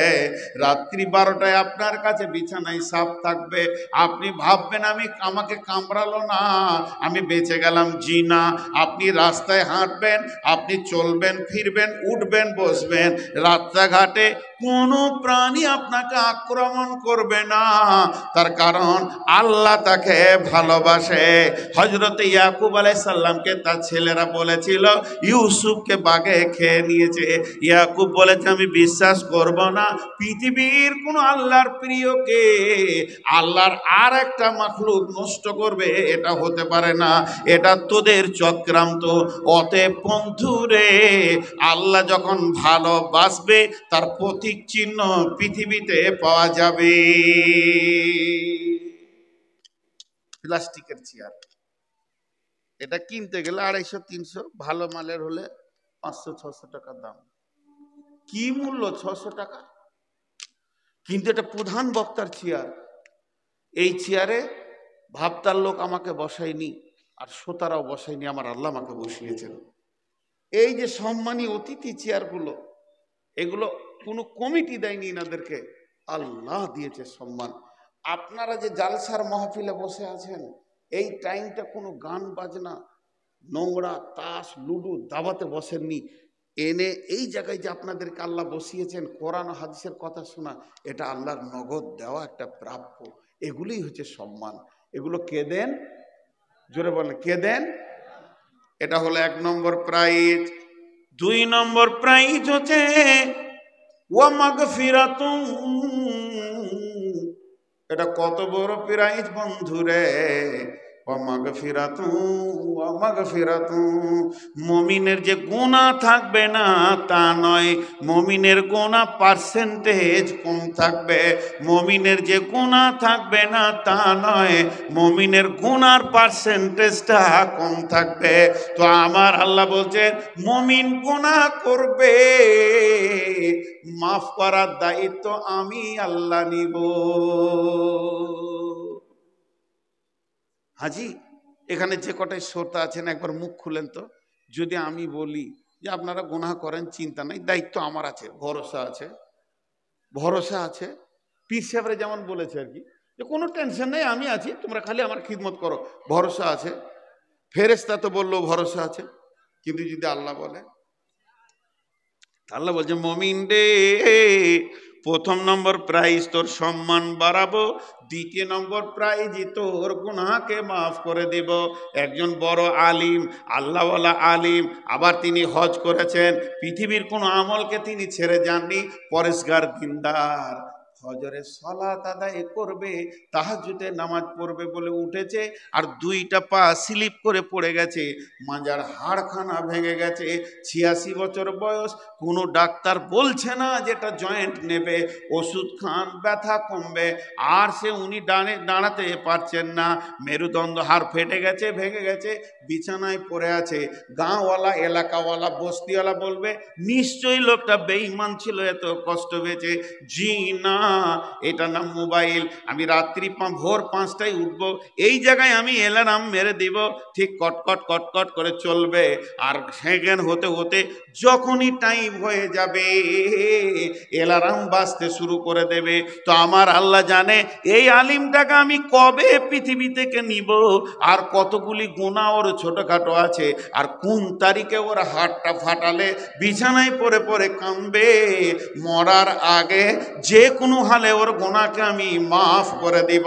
তা আমার আল্লাহ বলছেন, মুমিন রে, তোদের প্রথম নম্বর প্রাইজ হবে আল্লাহর কাছে সম্মান বেড়ে যাবে, আর যে কোনো বাহানাতে আল্লাহ তোমার গুনাহকে মাফ করে দেবে। প্রাইজ দুটো হলো। 3 নম্বর প্রাইজটা দেখেন কত ভালো, ওয়ারিজকুন কারীম, তোদেরকে সম্মানের রুজি খাওয়াবো, সম্মানের রুজি খাওয়াবো। হাজি ভাই, একটা প্রশ্ন আসছে না? প্রশ্নটা কি? এই পৃথিবীতে মুমিনের জমিতে যত ধান, মুশরিকের জমিতে অত ধান, কাফেরের জমিতে যত গম, আল্লাহর তাহাজ্জুদ পড়ে যে কাঁদে তার জমিতে অত গম, আলু ফসল যাই লাগাচ্ছে একটা মুনাফিকের জমিতে যতটা হচ্ছে একটা আল্লাহওয়ালার জমিতে অতটা হচ্ছে।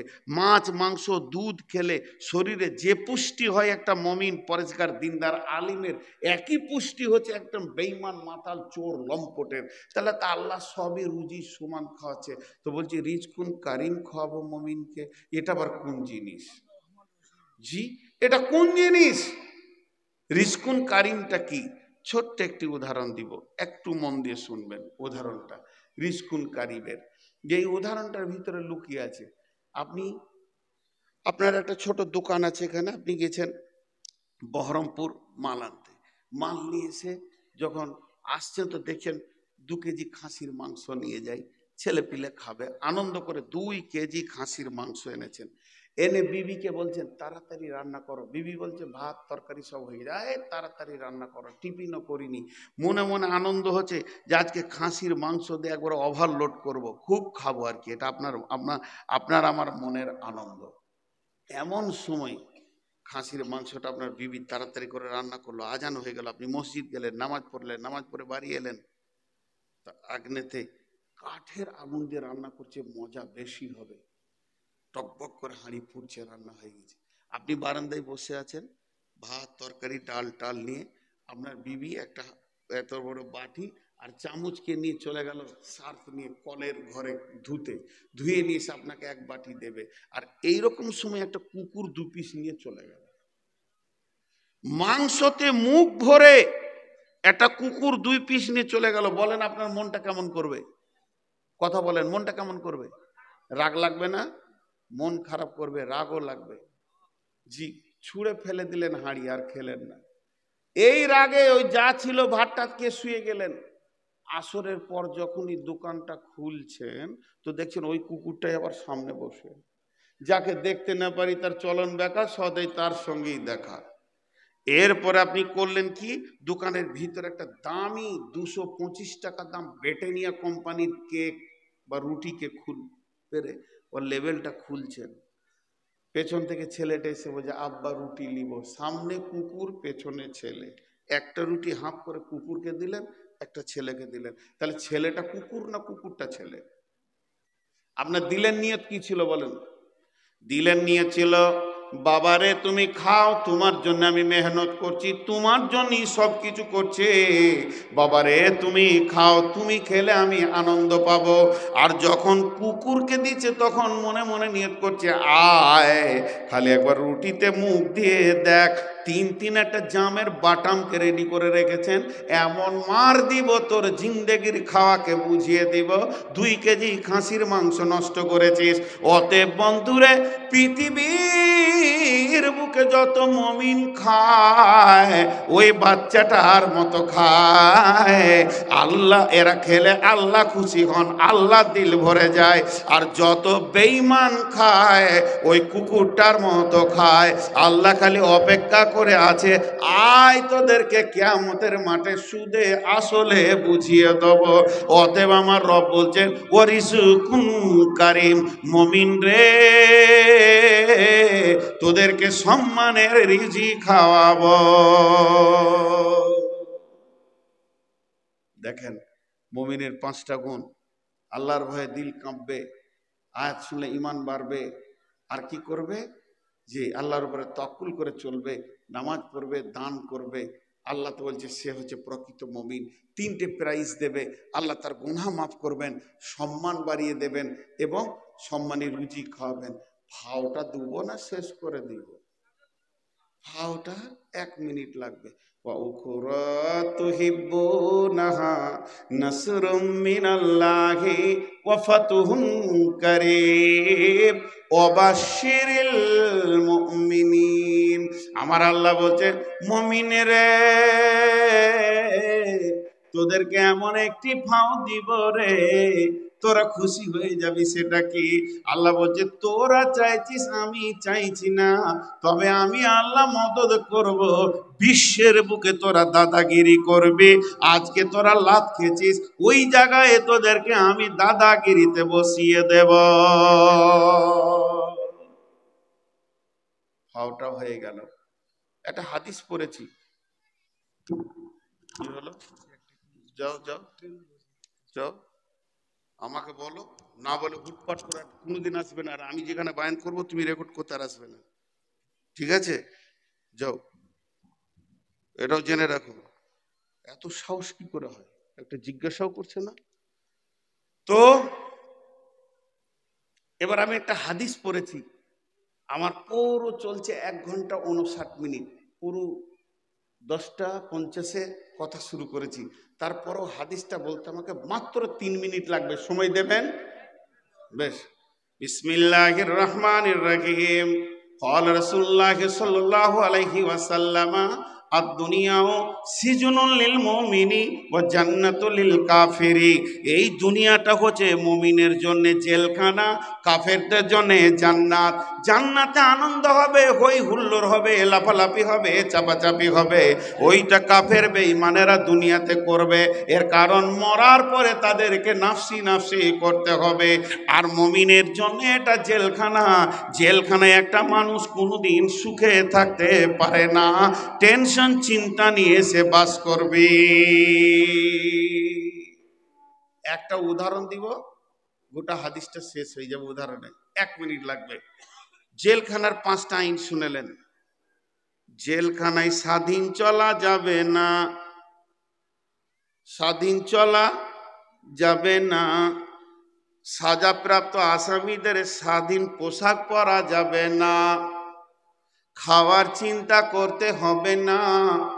যে অফিসার তোমাকে জেলে ভরে দিয়েছে, ওই অফিসার বোর্ডিংয়েও নামটা লিখে দিয়েছে। ঘন্টা পড়লে থালা পাতো, খাওয়ার অভাব হবে না। আর 5 নম্বরে, যেদিন তোমাকে ছুটির খবর নিয়ে আসবে, সেদিন তুমি হাসতে হাসতে ঘর যাবে। একবার বলেন, হাসতে হাসতে যাবে না কাঁদতে কাঁদতে যাবে? সবাই বলেন, হাসতে হাসতে না কাঁদতে কাঁদতে? নিজের ঘরে যাবে তো হাসতে হাসতে না কাঁদতে কাঁদতে? হাসতে হাসতে। আরেকবার মিলিয়ে এলেন, স্বাধীন চলা যাবে না, স্বাধীন পোশাক পরা যাবে না, খাওয়ার চিন্তা করতে হবে না, ঘন্টা পড়লে থালা পাতো, খাওয়ার অভাব হবে না। যেদিন থানা বড়বাবু কিংবা উকিল আসবে, তোমার বেল্টের খবর নিয়ে, ছুটির খবর নিয়ে হাসতে হাসতে নিজের ঘর যাবে। আর 3বার বলছি গুরুত্ব দিয়ে, জেলখানায় স্বাধীন চলা যাবে না, স্বাধীন পোশাক পরাও যাবে না, খাওয়ার চিন্তা করতে হবে না। যেদিন বড়বাবু তোমার ছুটির খবর আনবে, আর ঘন্টা পড়লে থালা পাতো, খাওয়ার অভাব হবে না। যেদিন তোমার ছুটির খবর আসবে, হাসতে হাসতে ঘর যাবে। এই দুনিয়াটা হলো জেলখানা, এখানে স্বাধীন চলা যাবে না। যে আমাদেরকে জেলে ভরেছেন, সেই অফিসারের কথাই চলতে হবে, কোরআনের কথাই চলতে হবে। স্বাধীন পোশাক পরা যাবে না, সুন্নতে রসুলের ওপরে চলতে হবে, সুন্নতে রসুলের ওপরে চলতে হবে। খাওয়ার চিন্তা করতে হবে না। এখানে আল্লাহ বলতেন, নাহনু নারযুকুকুম ওয়া ইয়াহুম, রুজি তো আমি দিয়ে থাকি, তোমাদের চিন্তা করতে হবে না। ঘন্টা পড়লে থালা পাতো, আজান হলে নামাজের কাতারে দাঁড়িয়ে যাও, জীবনে রুজির অভাব হবে না। আর যেদিন আজরাইল আসবে তোমাকে জেলখানা থেকে বের করে নিতে, সেই দিন তুমি হাসতে হাসতে নিজের ঘর জান্নাতে চলে যাবে। মিলল? তাহলে এই হলো মুমিনের দুনিয়া। মুমিন তো এখানে টেনশনে থাকবি, অপেক্ষা করবে আজরাইলের, আয় আয়, কবে আসবি আয়। ছুটি তো তুই দিবি, ছুটি কে দেবে? আজরাইল আল্লাহর কাছ থেকে ছুটি আনবে, আমার মুমিনকে নিয়ে আয়। আর কত কষ্ট করবে, হয়ে গেছে, চলে যাবে। ভাইরা আমার, ওই জন্য আজকে টোটাল বক্তব্যটা ছিল মুমিন মুমিন। আজকে আমি বিসমিল্লাহ থেকে এই পর্যন্ত যা বকলাম মাত্র 2 মিনিটে বলে দিচ্ছি, 2 মিনিট না 1 মিনিটে। পৃথিবী বিশ্ব ভূমণ্ডল ভেঙে আল্লাহ আমাদেরকে গতিশীল করে কিয়ামতের মাঠের দিকে নিয়ে যাচ্ছে। কিয়ামতের মাঠে মাত্র 2টি ঠিকানা, একটা জান্নাত, একটা জাহান্নাম। জাহান্নামে তো যারা যাবেই যাবে, জান্নাতে যারা যাবেই যাবে। একটা গ্রুপ যাবে, তার মধ্যে মুমিন। আর মুমিনের 5টা গুণ সূরা আনফাল থেকে বলেছি, অন্য সূরাতেও আছে। 1 নম্বরে সে কি করবে? আল্লাহর ভয়ে কাঁপবে। 2 নম্বরে কি করবে? আল্লাহর আয়াত শুনে ঈমান বাড়বে। 3 নম্বরে কি করবে? আল্লাহর উপরে তাওয়াক্কুল করে চলবে।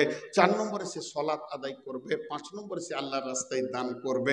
আর আল্লাহ ওদেরকে বলেছেন উলাইকা হুমুল মুমিনুনা হাক্কা। 6 নম্বরে সার্টিফিকেট দেওয়া হলো। 3খানা আল্লাহ প্রাইজ দেবেন, তার ইজ্জত বাড়বে, আল্লাহর কাছে সারা বিশ্বে ইজ্জত বাড়বে, এবং আল্লাহ তার গুনাহ মাফের দায়িত্ব নিয়েছেন।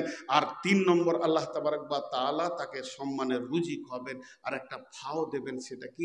আল্লাহকে যদি রাজি করা যায়, বিশ্বটাকে আল্লাহ আমাদের হাতে তুলে দেবেন।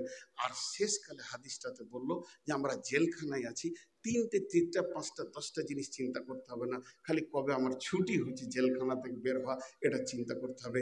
ভাই বন্ধু, আজকের বক্তব্যটা ছিল মুমিন। আপনারা উঠবেন, আমি উঠব, কিন্তু মাত্র আর 2টি মিনিট টাইম দেন। কেউ কিছু যদি দেন, আপনারা গেটের সামনে যদি পারেন একটা চাদর দেন, আমি 2 মিনিটের মধ্যে আপনাদেরকে ছেড়ে দেবো। চাদর ঘুরেছে, তারপরও আপনারা 2 মিনিট টাইম দেন। কেউ আছেন 2-5 টাকা দেনেওয়ালা? 2-5 টাকা দেনেওয়ালা, শেষবারের মতো 2 মিনিটকে 3 মিনিট করব না। আমি ওয়াদা করছি 3 মিনিট করব না। আমি আপনাদেরকে 2 মিনিটের মধ্যে দোয়া পড়িয়ে দেব। আর সবাই যখন একসঙ্গে উঠব, যার শেষ ভালো তার সব ভালো। সারাদিন রোজা রেখে যদি 1 মিনিট আগে পানি খাই, তার রোজাটা হবে? তো 2 মিনিট মধ্যে 1 মিনিট চলে গেল, আর 1 মিনিট উঠিয়েন না। তা আল্লাহ খুশি হবেন যে আজকের ময়দান, এই দেখেন 1 মিনিট আবার টাকা চলে এসছে। হ্যাঁ, আজকের ময়দান খুব সুন্দর হয়েছে। জি, এই ছি ছি ছি ছি, কি বড় খারাপ কথা বলে দিল। ওখান থেকে গজল বলে, গজল বলতে নেই। আমি বক্তব্যের মাঝে যদি প্রয়োজন হয় 2টো কবিতা বলি ভাই, বা শুরুতে। কিন্তু এই মানুষের মন মাতানোর জন্য যদি গজল বলা হয়, তা ঘটনাটা কি হবে? আমার ওস্তাদ বলেছেন যে একটা ওয়েটওয়ালা যে বায়ান হবে, এটা ফ্র্যাকচার হয়ে যাবে, বায়ানটা মূল্যহীন হয়ে যাবে, মূল্যহীন। অতএব কেন গজল শুনবেন? প্রথম দিকে একটা বললাম, ঠিক আছে, মাঝে যদি কবিতা দরকার হতো আমি বলতাম। আমি হারাম হালালের ফতোয়া দিচ্ছি না। এই যে একটা মুমিন বায়ানটা হলো, এটা মানুষের দিল থেকে কেটে যাবে। এখন আমি দোয়া দিচ্ছি, আপনারা বুঝে বুঝে আমিন বলবেন। এই দোয়াটাই শেষ, সকলে বুঝে বুঝে আমিন বলবেন। এই আল্লাহ, সন্ধ্যা থেকে নিয়ে এই পর্যন্ত যতগুলি বায়ান শুনলাম, আল্লাহ তুমি আমাদেরকে আমল করার তৌফিক দাও। এই আল্লাহ, আজকে মুমিন সম্পর্কে শুনলাম, বা আমিও বললাম, আল্লাহ আমাদের প্রত্যেককে তুমি মুমিন বানিয়ে নাও। এই আল্লাহ, আমার মা বোনদেরকে মোমেনা বানিয়ে নাও। এই আল্লাহ, অনেকে অনেক নিয়তে দান করেছে, সেগুলো হয়তো সব বক্তা বলতে পারেনি গুছিয়ে। তুমি তো জানো কে দিয়েছে, কত দিয়েছে, কেন দিয়েছে, তার নিয়তকে তুমি পুরা করে দাও। এই আল্লাহ, যে যেদিক থেকে ইনকাম করছে হালাল উপার্জন করার তৌফিক দাও, রুজি রোজগারে বরকত দাও। আমিন বলেন ভাই, আমরা কত দুর্বল। এই আল্লাহ, আমাদের যাদের ঋণ হয়ে গেছে ঋণ পরিশোধ করে দাও, অসুস্থ ব্যক্তিকে আরোগ্য দাও। এই আল্লাহ, যারা অভাবে আছে তাদেরকে বরকত দাও। আমাদের মা বাপ, ভাই বোন, আত্মীয় স্বজন, ইমাম, মুয়াজ্জিন, চিকিৎসক, ডাক্তার, মাস্টার, আমাদের শিক্ষক যারা ঈমান নিয়ে কবরে চলে গেছেন, তাদেরকে তুমি মাফ করে দাও।